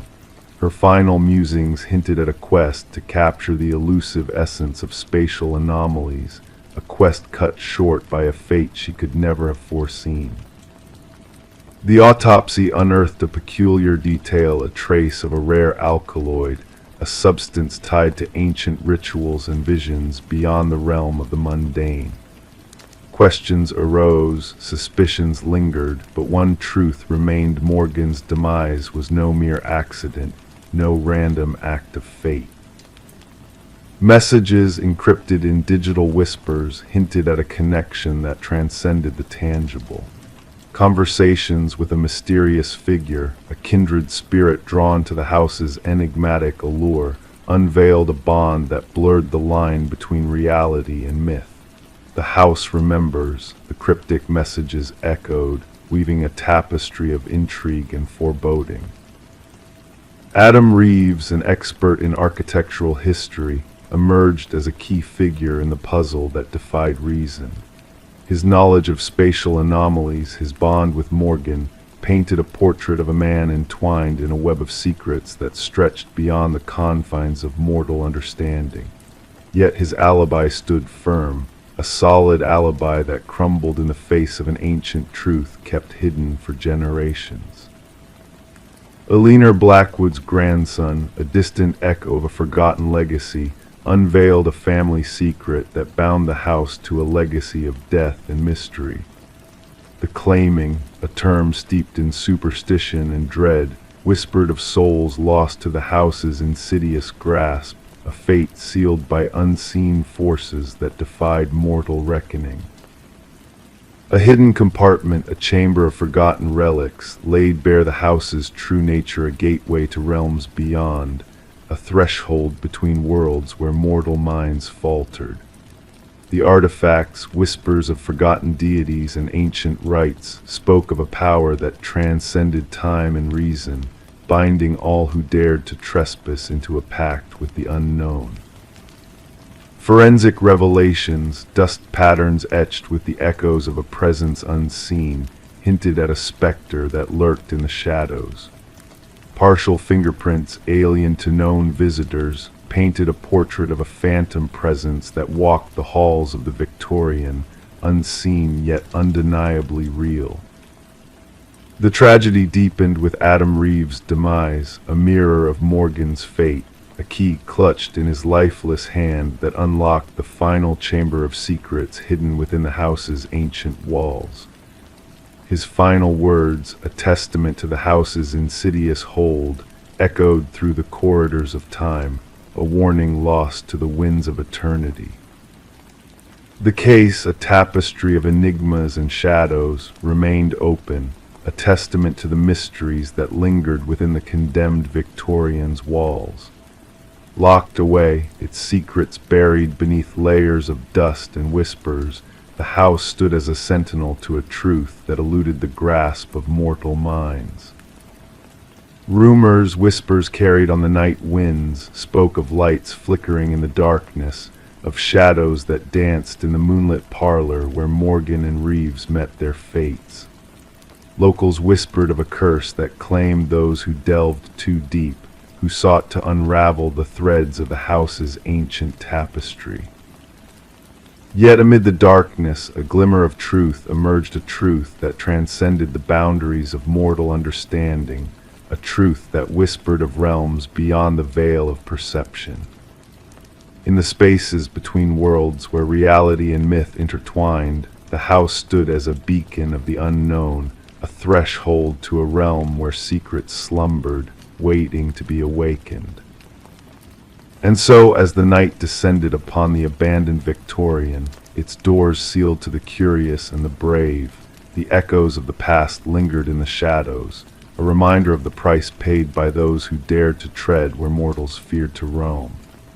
The truth, a whisper on the wind, remained elusive, a riddle waiting to be unraveled by those who dared to seek the secrets that lay hidden in the enigmatic heart of the house where all doors led back to the beginning. Story 26.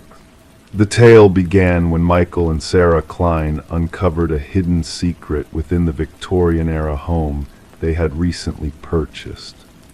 What started as a simple renovation project turned into a journey through time, mystery, and tragedy. As they peeled away layers of wallpaper in the master bedroom, a name emerged: Alina Winters. Written in ink, repeated endlessly in a frantic, uneven script, the name seemed to echo through the walls of the old house. Who was Alina Winters, and why was her name etched so desperately into the very fabric of the home? Intrigued and unsettled, Michael and Sarah delved into the past, searching for answers that led them down a twisted path of discovery. The name Alina Winters seemed to be a ghost from the past, a missing person from decades ago, haunting the present in an unexpected way. The woman who had sold them the house, Margaret Cavendish, bore a striking resemblance to the missing Alina Winters. A coincidence or something more sinister at play?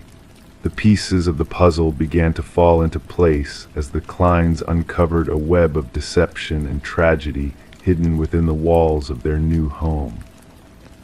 Their investigation led them to a shocking revelation: a woman named Rebecca Eldridge, a psychiatric patient with dissociative identity disorder, had assumed the identity of Alina Winters after her disappearance. Rebecca's fractured mind had created a complex web of alternate personalities, with Alina being one of them. The scrawled name on the wall was a desperate attempt by Rebecca to hold on to reality, to remember the truth buried beneath layers of deception. The walls of the house became a confessional, a prison of guilt and fragmented memories, revealing a chilling story of obsession and betrayal. As forensic teams unearthed long-buried secrets from the backyard, the truth behind Alina Winter's disappearance came to light. Rebecca Eldridge, also known as Margaret Cavendish, was apprehended, her multiple identities collapsing under the weight of evidence. The house that Michael and Sarah had hoped would be their dream home had become a symbol of tragedy, a place where the past bled into the present in the most haunting way. The walls themselves had borne witness to a terrible crime, their silent confession bringing closure to a long-forgotten mystery. And as the story unfolded, the Kleins found themselves caught in a tale of darkness and light, where the past and present intertwined in a dance of secrets and revelations. In the end, justice prevailed, but the echoes of the past lingered in the air, a reminder of the power of hidden truths and the mysteries that lie within the walls of a house. Story 27, The Hidden Room Beneath the House. The realtor's listing made no mention of a basement. The blueprints revealed no trace of it. Yet when the family removed the old carpet, they uncovered a door concealed beneath. A hefty, rusted handle awaited them. It took the strength of 3 to pry it ajar. Stale air, heavy with the aroma of damp earth, greeted them as they descended the steps into the darkness. They expected storage space. Instead, they discovered a solitary chair, a lone light bulb swaying overhead. And on the wall behind, a series of photographs depicting them, images captured from within their own abode.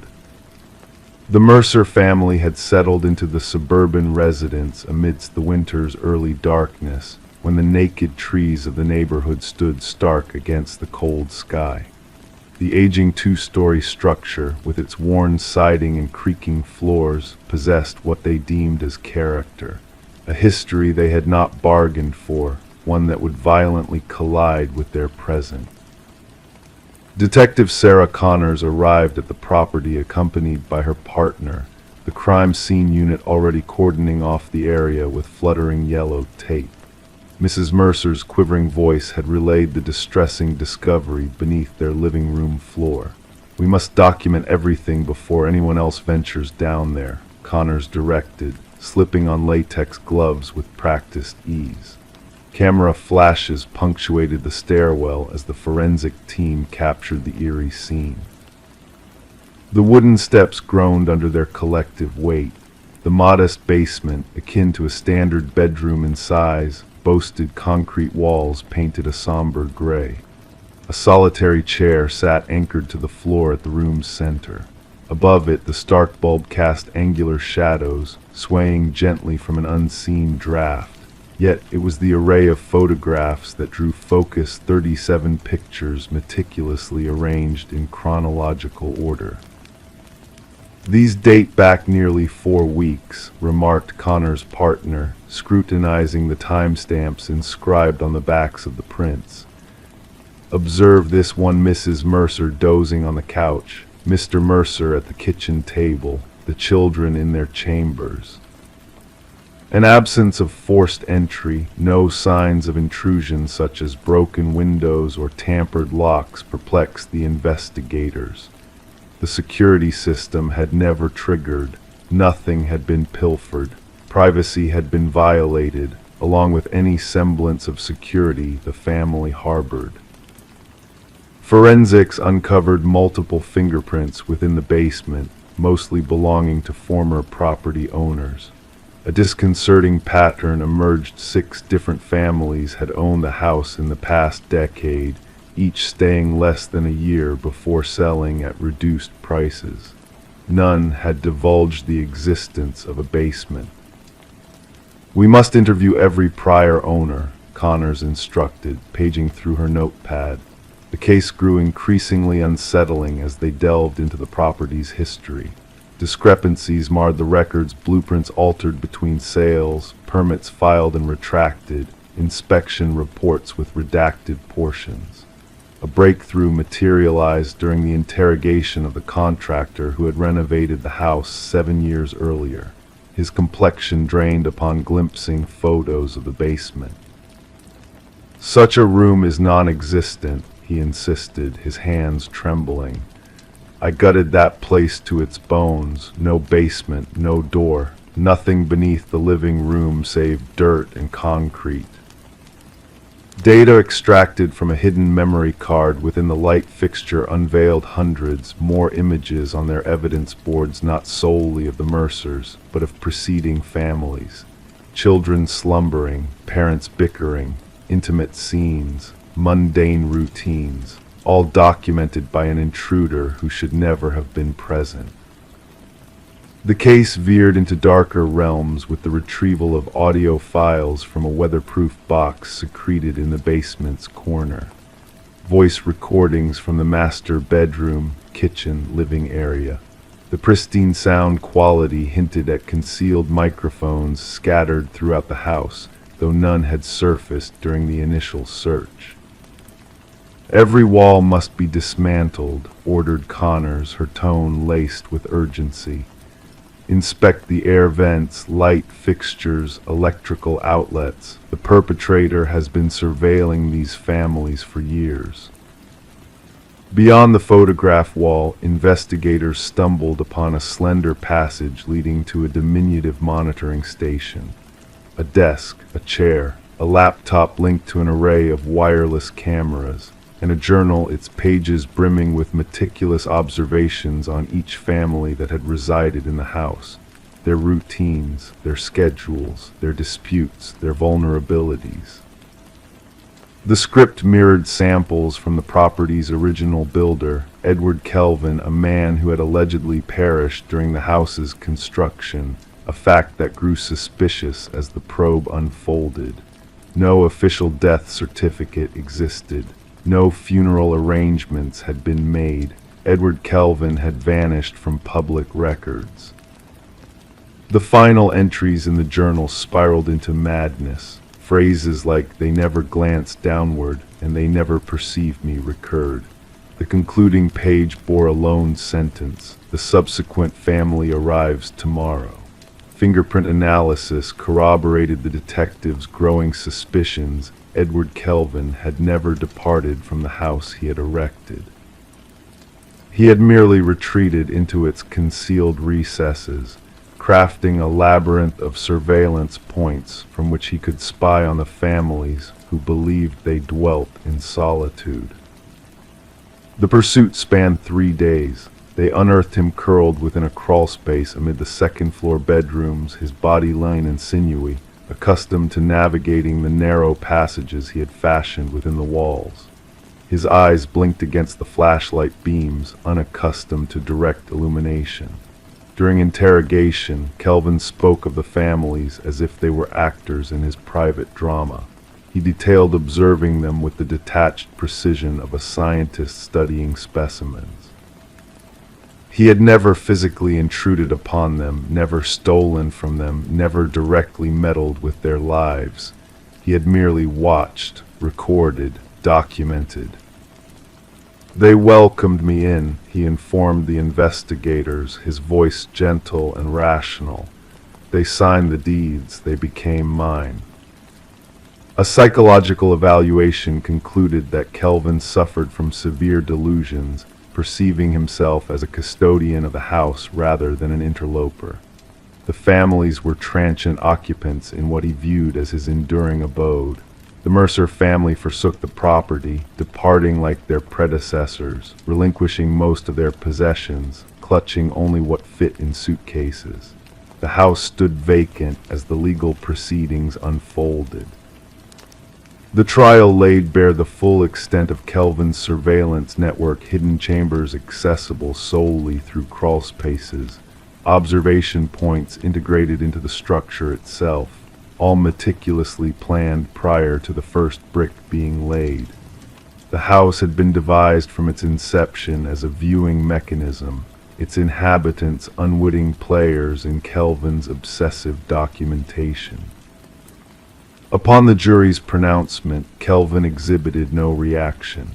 He had already retreated into the recesses of his mind's architecture, where he could traverse unseen through the passages of a house that existed now solely in memory. The property was eventually razed, its ground excavated and filled. Yet for the families who had dwelt there, the violation endured. They were tormented not by what had been stripped from them, but by what they had been oblivious to watching, listening, documenting their most intimate moments from within walls they had trusted to provide solace.